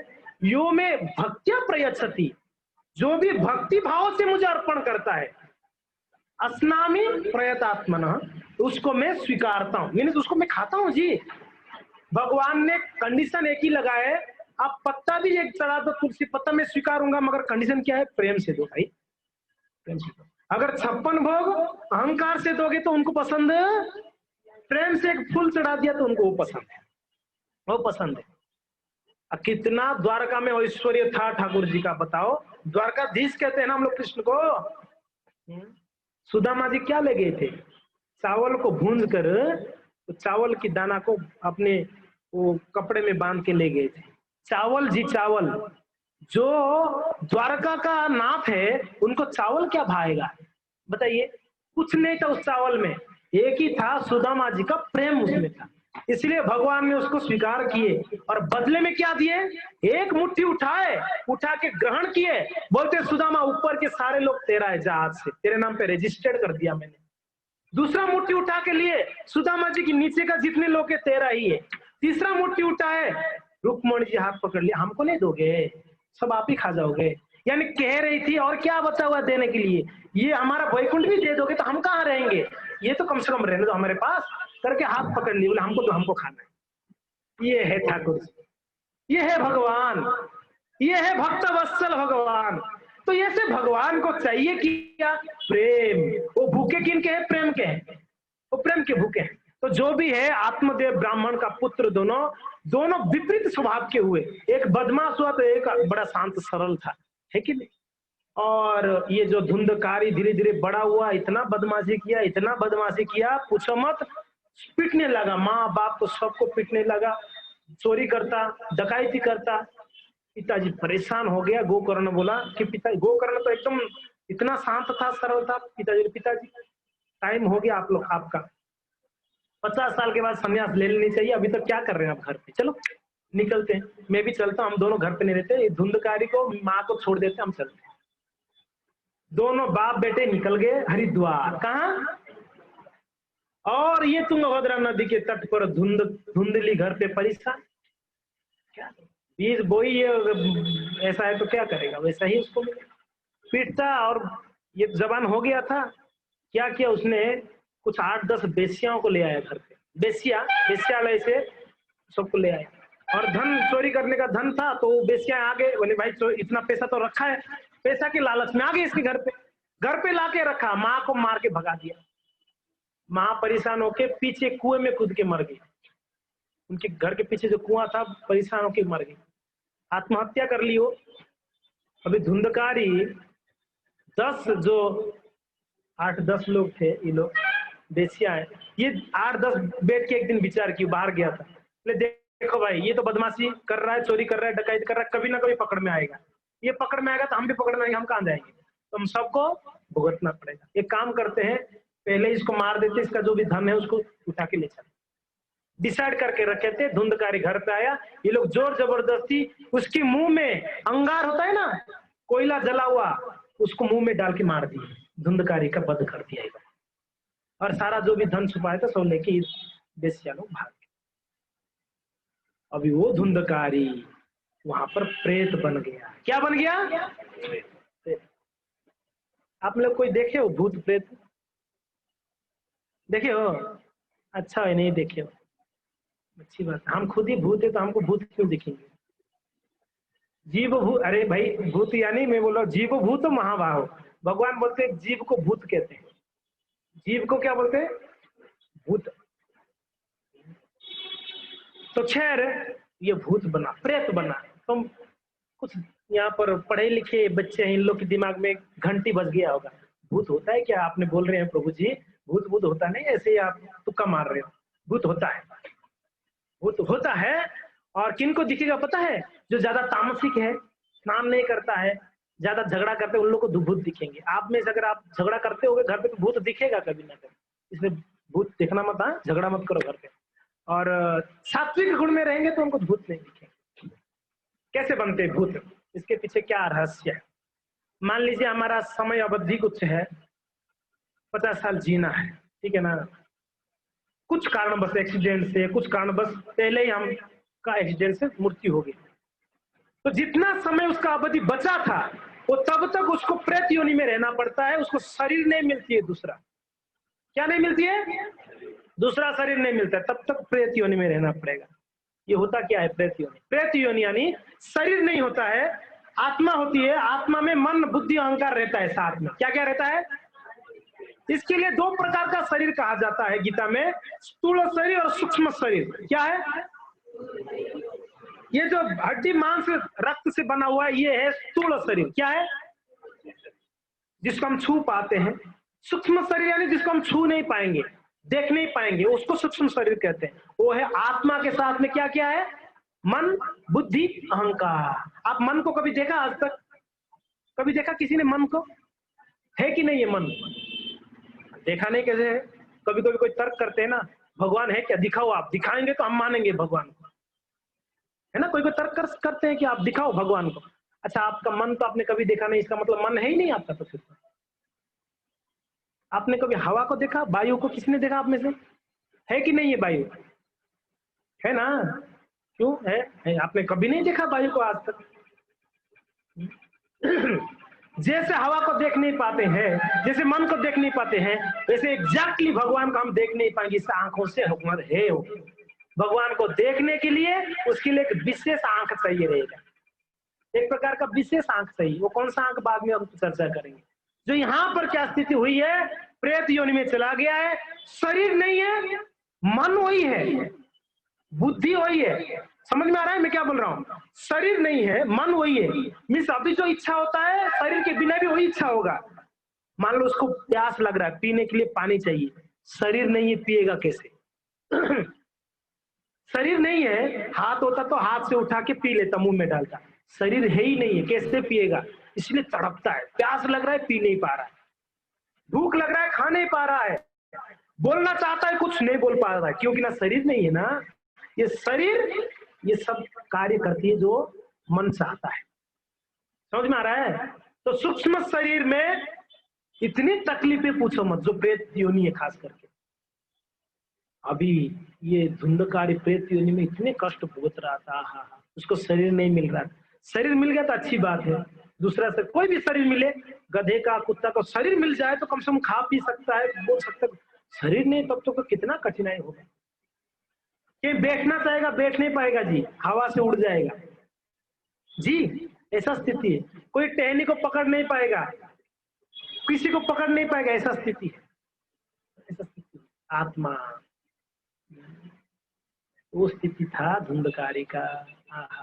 तब हुआ क्या, कुछ सालों के बाद गोकर्ण महाराज जी के जो पिताजी थे आत्मदेव, वो शरीर त्यागे, उनको वहीं पर उनकी अस्थियां गंगा में विसर्जन कर दिए। फिर इतना दिनों के बाद सोचे गांव में क्या हुआ पता नहीं, इतना साल हो गया, थोड़ा जाता। चलते चलते गोकर्ण जी महाराज जी महात्मा बने थे, सारे वेद अध्ययन शास्त्र पढ़े थे, बड़े ज्ञानी थे, भक्त थे। तो गांव पहुंचे तो गांव में देख रहे हैं घर भूत बंगला जैसे था, कोई नहीं था। खबर मिला, गांव से पूछे, यहाँ पर कुछ मेरे माँ थी धुंधली, मेरे भाई था धुंधकारी, क्या हुआ। तो सारा स्टोरी बताया गांव वाले। अरे भाई तेरे माँ तो कुएं में कूद के मरी तेरे भाई की वजह से, और तेरे भाई को तो जो बेसियां थे वो लोग मार दिए उसको। ओह, ऐसा स्थिति हुआ मेरे माँ का, मेरे भाई का। बड़ा दुखी हुई और गांव में उनके घर पे रुके तो क्या होता, बड़ा अजीब अजीब आवाजें आने लगता है घर से, कहीं कुछ टूट रहा है, कोई गिर रहा है, कुछ हो रहा है। तो उनको लगा कुछ गड़बड़ है। तो जहां से आवाज आ रहा था चीखने का, चिल्लाने का, उन्होंने अपने कमंडल से जल लिए और मंत्रित होकर उसकी तरफ फेंके, तो वहां से आवाज आया कि भैया मैं धुंधकारी हूँ। क्या बोल रहे हैं, भैया मैं धुंधकारी। रोते रोते बोल रहे भैया ये कहाँ है, बोले कि मैं प्रेत योनि में, मेरा शरीर नहीं है, मैं दिखूंगा नहीं।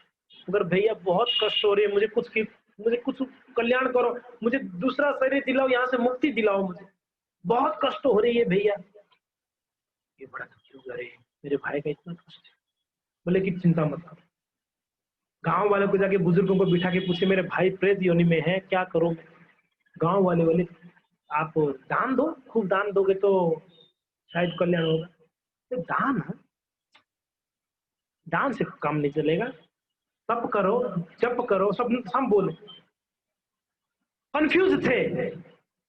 तब तक भगवान सूर्य देव आकाशवाणी की कि हे गोकर्ण जी, भाई का कल्याण कराना चाहते हो तो भागवत कथा करो। क्या करो, उससे कल्याण हो जाए।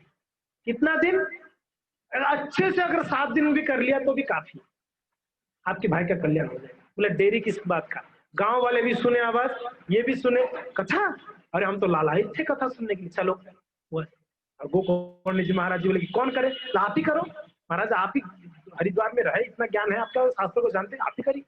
भागवत को लिए कथा शुरू हुआ। उनके भाई जो धुंधकारी थे, वहां पर एक बांस को गाड़ दिया गया। बोले कि इस बांस के अंदर कैसे ना कैसे प्रवेश करो, और क्योंकि ना बाहर होता तो उड़ा के ले लेता था हवा, बांस के अंदर प्रवेश। कथा सुनना है, कथा स्थल में ही बांस गाड़ दिया गया। बांस के अंदर धुंधकारी रहा।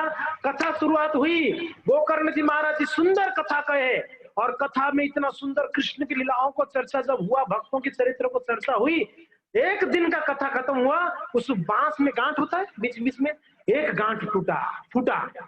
दूसरे दिन की कथा के एंड में दूसरे गांठ फूटा, तीसरे दिन की कथा के एंड में तीसरे गांठ फूटा, 7वां दिवस की कथा के अंत में बांस में 7 गांठ पूरा फूटा। वो एक दिव्य पुरुष, चमत्कारी तेजमय पुरुष प्रकट हुआ, गोकर्ण जी के चरण स्पर्श किया, बोला कि भैया आपकी वजह से मेरा कल्याण हो गई। वो कौन थे? धुंधकारी जी थे। भागवत 7 दिन अच्छे से श्रवण कर लिए तो उनका दिव्य शरीर प्राप्त हुआ। सब लोग देख रहे थे, गोकर्ण जी देख रहे थे। विमान आया भगवान की धाम से, वैकुंठ से।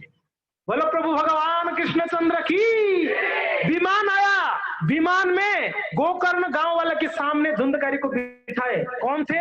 भगवान के पार्षद थे, देवता भगवान के लोगों का भक्त थे, पार्षद थे। बिठा के ले जाने लगे। तब गोकर्ण बोले रुको रुको रुको, ये कौन सा चीटिंग है आप लोग? ये बड़ा चीटिंग है, ये क्या कर रहे हो आप लोग? बोले चीटिंग क्या है? बोले कि भागवत सबने सुना, ले जा रहे हो मेरे भाई को सिर्फ, ये क्या बात है? लेना है तो सबको लेना चाहिए ना, गांव वाले को सबको, आप मेरे भाई को ही क्यों ले जा रहे हो? बोले गोकर्ण जी महाराज सत्य बात है, सुना तो सबने, मगर जो तत्परता से, जो प्रेम से आपका भाई सुना है, वो तत्परता से गांव वाले नहीं सुने। गांव वाले सब मुंडी नीचे कर दिए। सही बात है, हमने इतना तत्पर से घर गृहस्थी में मन लगा हुआ था, इतना कहाँ हम ध्यान से सुन पाए ना। तो बोले कि फिर इन लोग का कैसे कल्याण होगा? बोले अगर अच्छे से कथा सुनेंगे तो हम वापस आएंगे, गाड़ी लेके विमान लेके आएंगे, वापस सुनेंगे। तो गांव वाले डिमांड किए कथा वापस हो जाए 7 दिन का। बोले अरे थोड़ा ब्रेक तो ना। ब्रेक नहीं, आपका भाई प्रेत योनि से अगर मुक्त हो सकता है, हम क्यों नहीं मुक्त होंगे भाई? नहीं, हमको कथा वापस सुननी है, 7 दिन वापस करो, हम ध्यान से सुनेंगे। गोकर्ण जी महाराज जी कथा स्थल में वापस, यानी 14 दिन की कथा हो गई, वापस 7 दिन का कथा हुआ वहीं पर। और जैसे वापस 7 दिन का कथा हुआ, विश्वास नहीं करेंगे, स्वयं भगवान विमान में आए, स्वयं भगवान विष्णु चतुर्भुज धारण करते हुए स्वयं आए, और सारे गांव वाले को, जिस प्रकार से भगवान रामचंद्र ने पुष्पक विमान में सारा अयोध्या वासियों को बिठा कर ले गए थे, वैसे ही गोकर्ण जी महाराज की गांव वाले को भगवान स्वयं सबको बिठा कर वहां से वैकुंठ धाम ले गए। बोलो कृष्णचंद्र भगवान की, श्रीमद् भागवत महापुराण की। तो ये है भागवत जी, जिसके श्रवण से भूत प्रेत पिशाचों का भी कल्याण हो जाती है। और यही कार्य महादेव जी करते हैं। महादेव जी का एक नाम है भूतनाथ। नाम सुना आप लोगों ने? भूतनाथ किनको कहते हैं हम? महादेव जी को भूतनाथ, भूतों की नाथ है। ऐसे नाम थोड़ी ना दे दिया गया भूतों का नाथ, वो सच में भूतों की नाथ है, सच में। हरे कृष्णा कृष्णा कृष्णा हरे हरे, हरे राम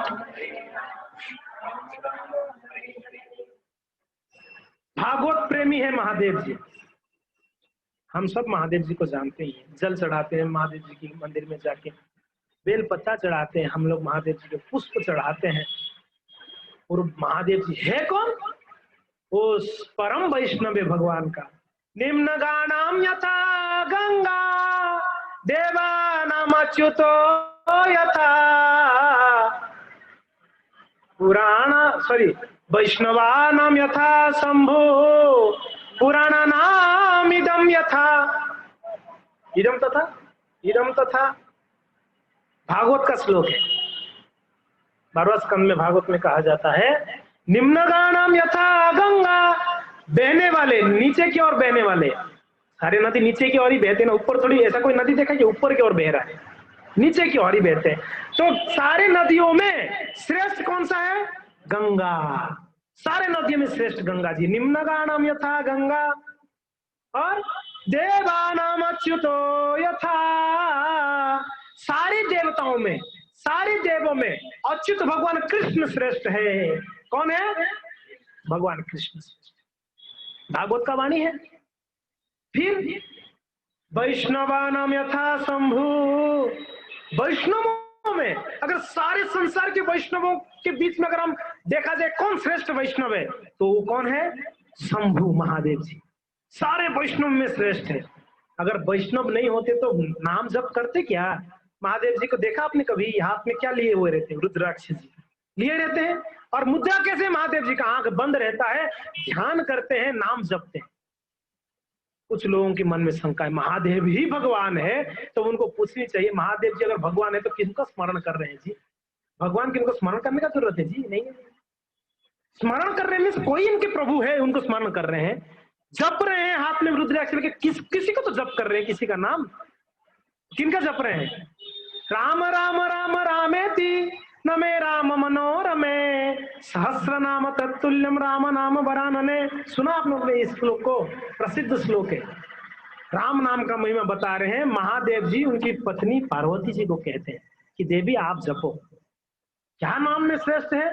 राम नाम इतने श्रेष्ठ है, हजार विष्णु नाम के समान एक राम नाम है। और ये राम नाम, राम बोलते ही भगवान के प्रति आपका एक प्रेम जागृत होता है। रमयति इति राम, जो रमण करते हैं हृदय में, वो राम है। महादेव जी सबसे श्रेष्ठ भागवत करता है। और क्या करते हैं? उनको भगवान ने एक विशेष काम दिए। बोले महादेव जी, ये संसार में जो भूत पिचास है, निम्न योनि वाले, यही करता नहीं है, आप कृपा करके ये डिपार्टमेंट संभालोगे? बोला ठीक है, ये डिपार्टमेंट में संभाल। तो इसके लिए जो भूत पिचास है, उन लोग का कल्याण करने महादेव जी हमेशा तत्पर रहते हैं। कभी कभी आप सुने होंगे महादेव जी राख लगाते हैं शरीर में। क्यों? वाय क्यों राख लगाते हैं? क्या जरूरी है? वो भी शमशान का जाके राख लगाते हैं, मुर्दों का राख लगाते हैं। क्योंकि अभी जिनके साथ में रहते उनकी जैसा होना पड़ेगा, तभी आपका बात सुनेंगे। समझ में आ रहा है? भूतों के साथ रहना है तो उनकी जैसा भेष लेना पड़ेगा। मैं भी तेरे जैसा हूँ, बात सुन मेरा। तो भूत लोग राख फाक लगा के घूमते रहते हैं, तो ये लोग राख लगा नरमुंडी धारण करते हैं। किनकी मुंडी? नरमुंडी। सती जी पूछ ली क्या पहनते रहते हो हमेशा? नारद जी बोल दिए, पता है आपके पति नरमुंडी क्यों पहनते हैं? अभी तक पत्नी के मन में कोई शंका नहीं थी। जी बोलते, कभी पूछा है पति को क्यों नरमुंडी पहनते हैं? किसकी मुंडियां हैं? किसकी? पूछ लो, पता चल जाएगा। मुझे तो डाउट लग रहा है। नहीं, पार्वती जी अभी तक तो ठीक थी, बेचारी के मन में शंका डाल दिया नारद जी। सीधा आके बोलेगी किन की मुंडियां पहन के घूमते हो हमेशा? हो क्या गया आपका? महादेव जी क्या हो गया? मैं नहीं बताना पड़ेगा, आज तक मैं पत्नी को कभी नहीं पूछी हूँ, आज तो मुझे शंका दूर करो। तो महादेव जी बोले कि कौन है? पता चलेगा ना। तो आप सोचो ये कौन है? बोले आप ही की मुंडियां। बोले क्या बात कर रहे हो? मेरा मुंडी? बोले कि आप हर जन्म लेते हो, मर जाते हो, और मरने के बाद मैं आपको इतना प्रेम करता हूँ देवी, आपकी सर का जो मुंडी है मैं माला बना के पहन लेता हूँ। यानी महादेव जी कितने युग तक जीते होंगे आप सोच सकते हैं। महादेव जी मरते नहीं जी कभी। ब्रह्मा जी का मरण होती है, मगर महादेव जी का मरण, ये थोड़ा फिलोसॉफी दिमाग में आप सोचेंगे थोड़ा कंफ्यूज होगा। इसके लिए बस इतना समझिए, महादेव जी बहुत श्रेष्ठ है। भगवान नहीं है, जीव भी नहीं है। महादेव जी ना भगवान है ना जीव है, हमारे जैसा साधारण नहीं है, और भगवान भी नहीं है। वो कौन है? उनका एक अलग तत्व है, उनको कहते हैं शिव तत्व। क्या कहते हैं? तो मैं महादेव जी का नाम इसलिए कहता हूँ, वैष्णवाना यथा शंभु, हमेशा वो भगवान के चरित्रों को गान करते हैं।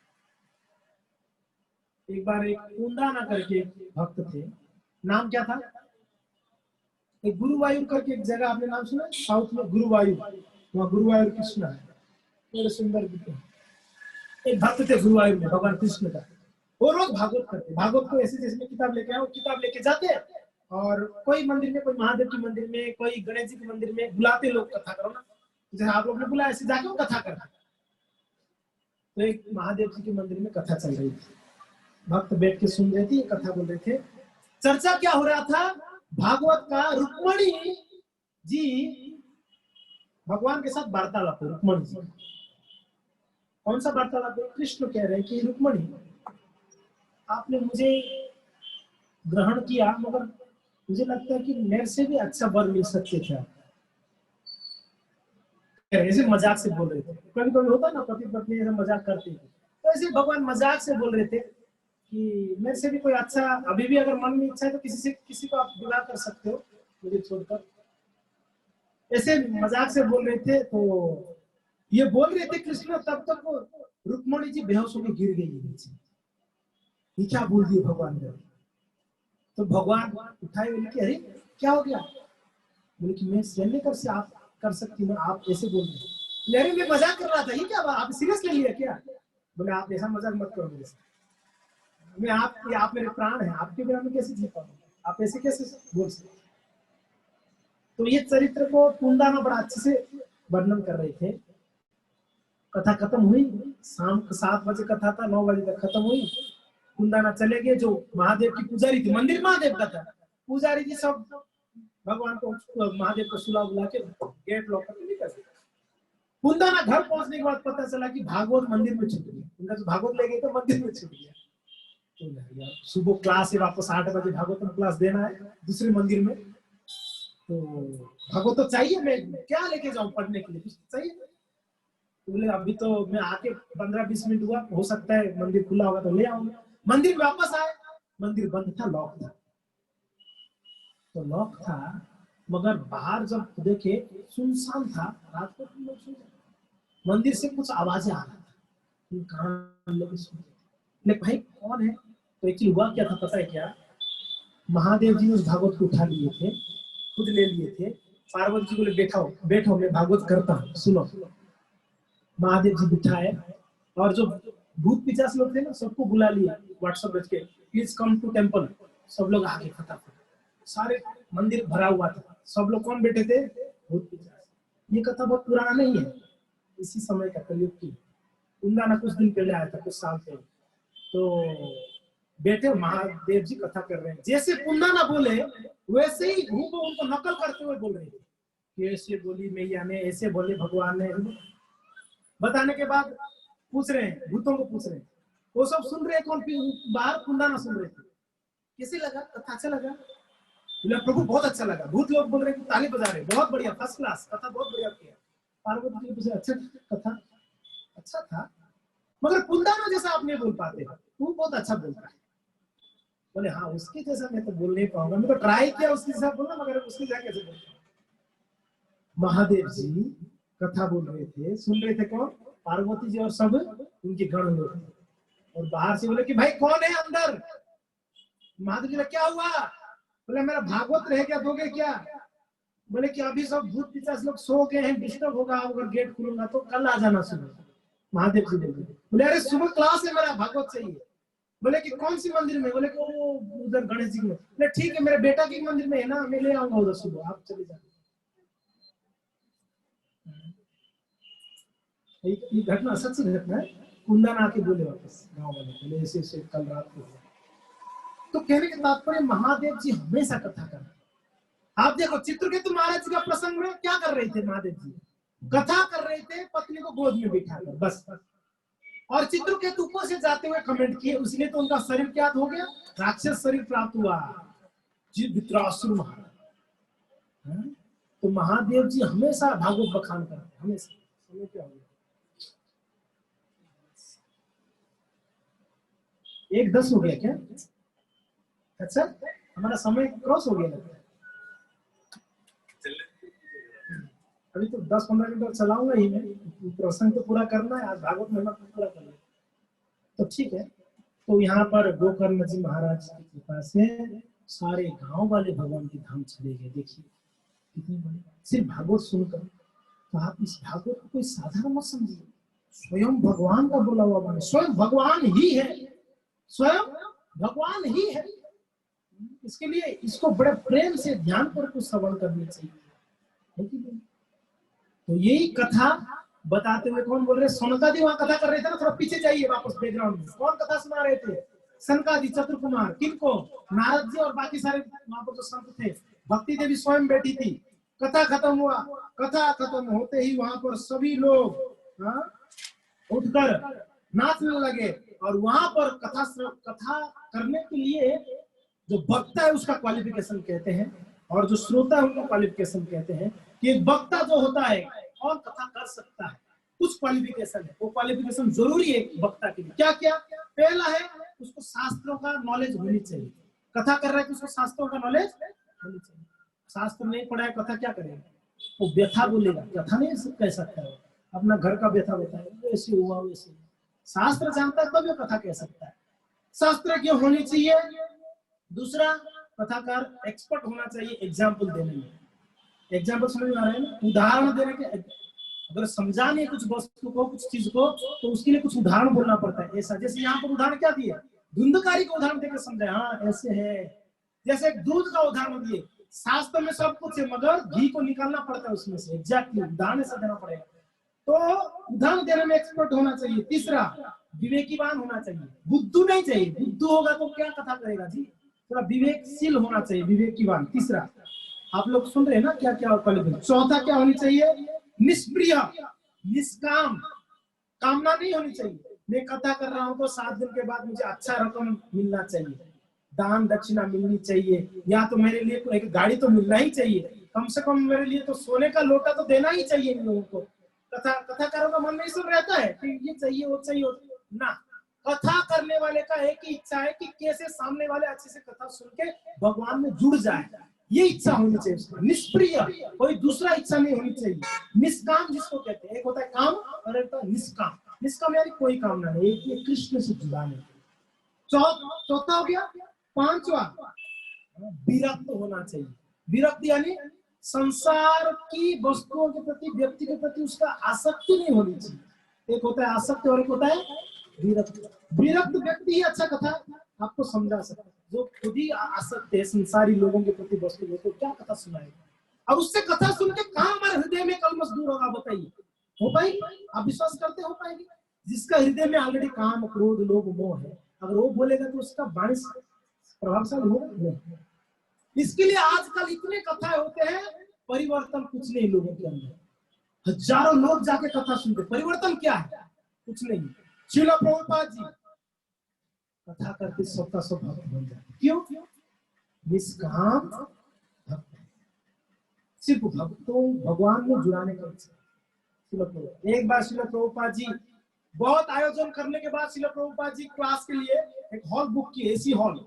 कहां पर? विदेश की बात है, अमेरिका में। एडवर्टाइजमेंट किए, न्यूज़पेपर में डाले, सब किए कथा करने का। एक दिन का वन टाइम प्रोग्राम था।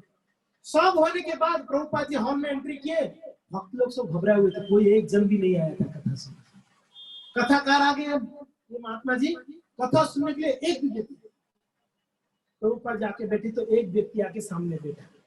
कितने कुर्सियां थे? 200 से 300 कुर्सियां थे, मगर बैठा कौन? एक व्यक्ति।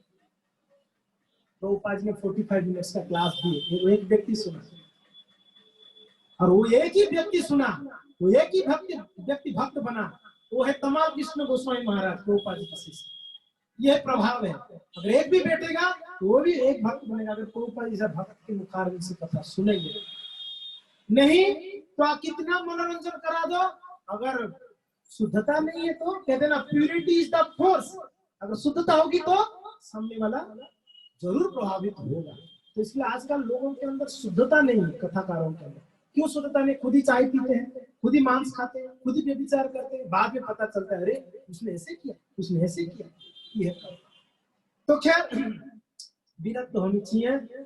और लास्ट में कहते हैं ना, लास्ट बट नॉट लीस्ट ऐसा कुछ कहते हैं, मुख्य रूप से वो कृष्ण का भक्त होना चाहिए। किनका? अगर कथा सुनने कहीं जाते हैं, जाना चाहिए, ये सारा देखना चाहिए, ये कृष्ण का भक्त है क्या, ये विरक्त है क्या। आप बोल के अपराध नहीं लगेगा ऐसे सोचना। क्यों अपराध लगेगा? आपके बच्चों को आप पढ़ाने भेजते हो स्कूल में, कॉलेज में, आप चेक करते नहीं? चेक करते हो टीचर ऑथोराइज्ड है कि नहीं, इसने पास किया कि नहीं, इसके पास डिग्री है कि नहीं, चेक करते हो? यूनिवर्सिटी में जो प्रोफेसर है, ये पढ़े लिखे डिग्री करके आए कि ऐसे नालायक है, अंगूठा छाप दे के पढ़ाने के लिए बच्चों? चेक करते हैं ना। ये ऑथोराइज्ड कॉलेज होनी चाहिए, ऑथोराइज्ड प्रोफेसर होनी चाहिए, तब हमारे बच्चों को वहां पर भेजते हैं। तब जब भौतिक ज्ञान के लिए हमारे बच्चों को हम ऑथोराइज्ड जगह में भेजते हैं, क्या हम आध्यात्मिक ज्ञान लेने के लिए, जो हमारा जीवन परिवर्तन कर सकता है, वैसा ज्ञान के लिए हमको चेक करना जरूरी नहीं है? बिल्कुल जरूरी है। उस संप्रदाय में जिसमें जुड़ेंगे, उस संप्रदाय को भी तो क्या करना चाहिए? जांचना चाहिए, प्रमाणिक है कि नहीं। ऐसा तो नहीं है सिर्फ ये लोग पैसा पैसा पैसा के लिए भाग रहे, कोई भक्ति का बात ही नहीं। ऐसा तो नहीं लोग भी व्यभिचार कर रहे हैं, मांस खा रहे हैं और सिर्फ दिखावटी कर रहे हैं, नहीं। प्रामाणिक संप्रदाय, प्रामाणिक गुरु, प्रामाणिक शिक्षक होने चाहिए और प्रामाणिक कथाकार होना चाहिए। बस कथाकारों का ही नियम है, सुनने वाले का कोई नियम नहीं है। उनके लिए क्वालिफिकेशन चाहिए, बता रहे हैं यहाँ पर क्या क्या सुनने वाले के लिए क्वालिफिकेशन, कथाकार का और भी 2-4 क्वालिफिकेशन बता रहे हैं। वैसे यहाँ पर कहते हैं कि वो स्त्री लंपट नहीं होनी चाहिए, वो पाखंडी नहीं होनी चाहिए, वो बहुत सारे भौतिक कार्य में लगना नहीं चाहिए और हमेशा भगवान का शरण लिया होना चाहिए। ये सब वक्ता का गुण बताते हैं। श्रोता का गुण क्या है? निष्ठावान होनी चाहिए। क्या? निष्ठावान। हम कथाकार का ही देखेंगे ये गुण है कि नहीं इसके पास, और अपना भी गुण थोड़ा देख लो, हम सुनने के लायक है कि नहीं। निष्ठावान, निष्ठावान यानी समय से आना, ध्यान से सुनना, ये निष्ठावान भक्त का लक्षण है। दूसरा, वक्ता के प्रति श्रद्धा होनी चाहिए, श्रद्धा नहीं होगा तो हम सुनेंगे। तीसरा, सुनने में रुचि होनी चाहिए। चौथा, टाइम से आना चाहिए, ठीक है ना। और पांचवा, उसको कृष्ण के प्रति थोड़ा श्रद्धा होनी चाहिए। पहले नहीं होता है, सुन के वापस पूरा श्रद्धा हो, थोड़ा श्रद्धा। तो कुछ श्रोताओं का यहाँ गुण मीन्स क्वालिफिकेशन बताया, कुछ वक्ताओं का क्वालिफिकेशन बता रहे हैं। तो कथा वहां पर कौन कर रहे थे? सनक आदि। कौन सुन रहे थे? नारद जी, भक्ति देवी, बाकी सारे महात्मा लोग। कथा खत्म हुआ, सब लोग वहां पर क्या किए? सब उठकर धुआंधार कीर्तन करने लगे। हरे कृष्ण कृष्ण कृष्ण हरे हरे, हरे राम राम राम हरे हरे। वहां पर एकदम धुआंधार कीर्तन हुई और सभी लोगों ने लास्ट में कीर्तन करते हुए अनाउंसमेंट है।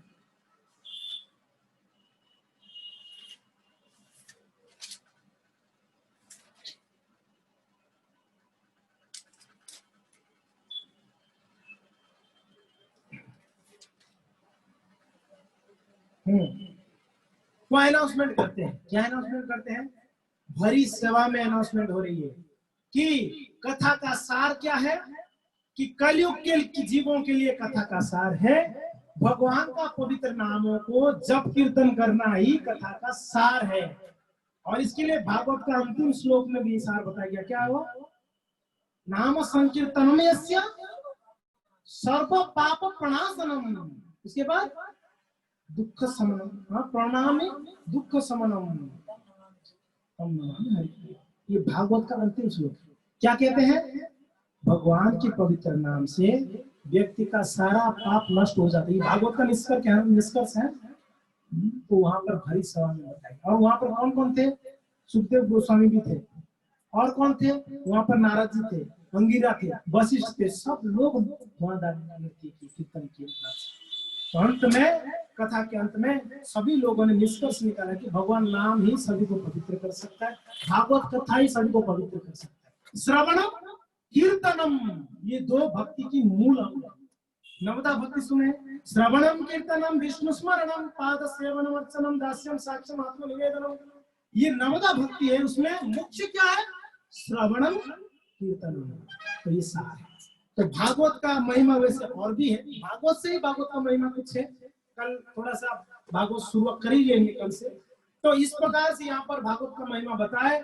और जैसे ही कथा खत्म हुई, भक्ति देवी की दोनों पुत्र जग गए, नाचने लगे। हरि बोल, दोनों जवान हो गए और कीर्तन में नाचने लगे धुआंधार।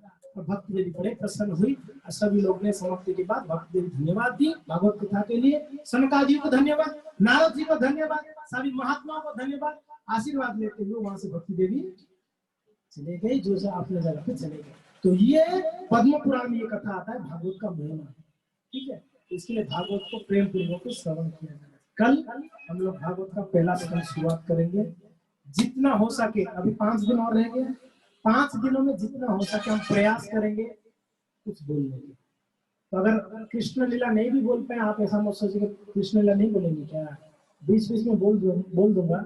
मगर भागवत का पहला स्कंद बहुत इंपॉर्टेंट है हमारे लिए। ठीक है, तो होगा जितना हम उसको चर्चा करेंगे। हरे कृष्णा। श्रील प्रभुपाद की ग्रंथराज भाग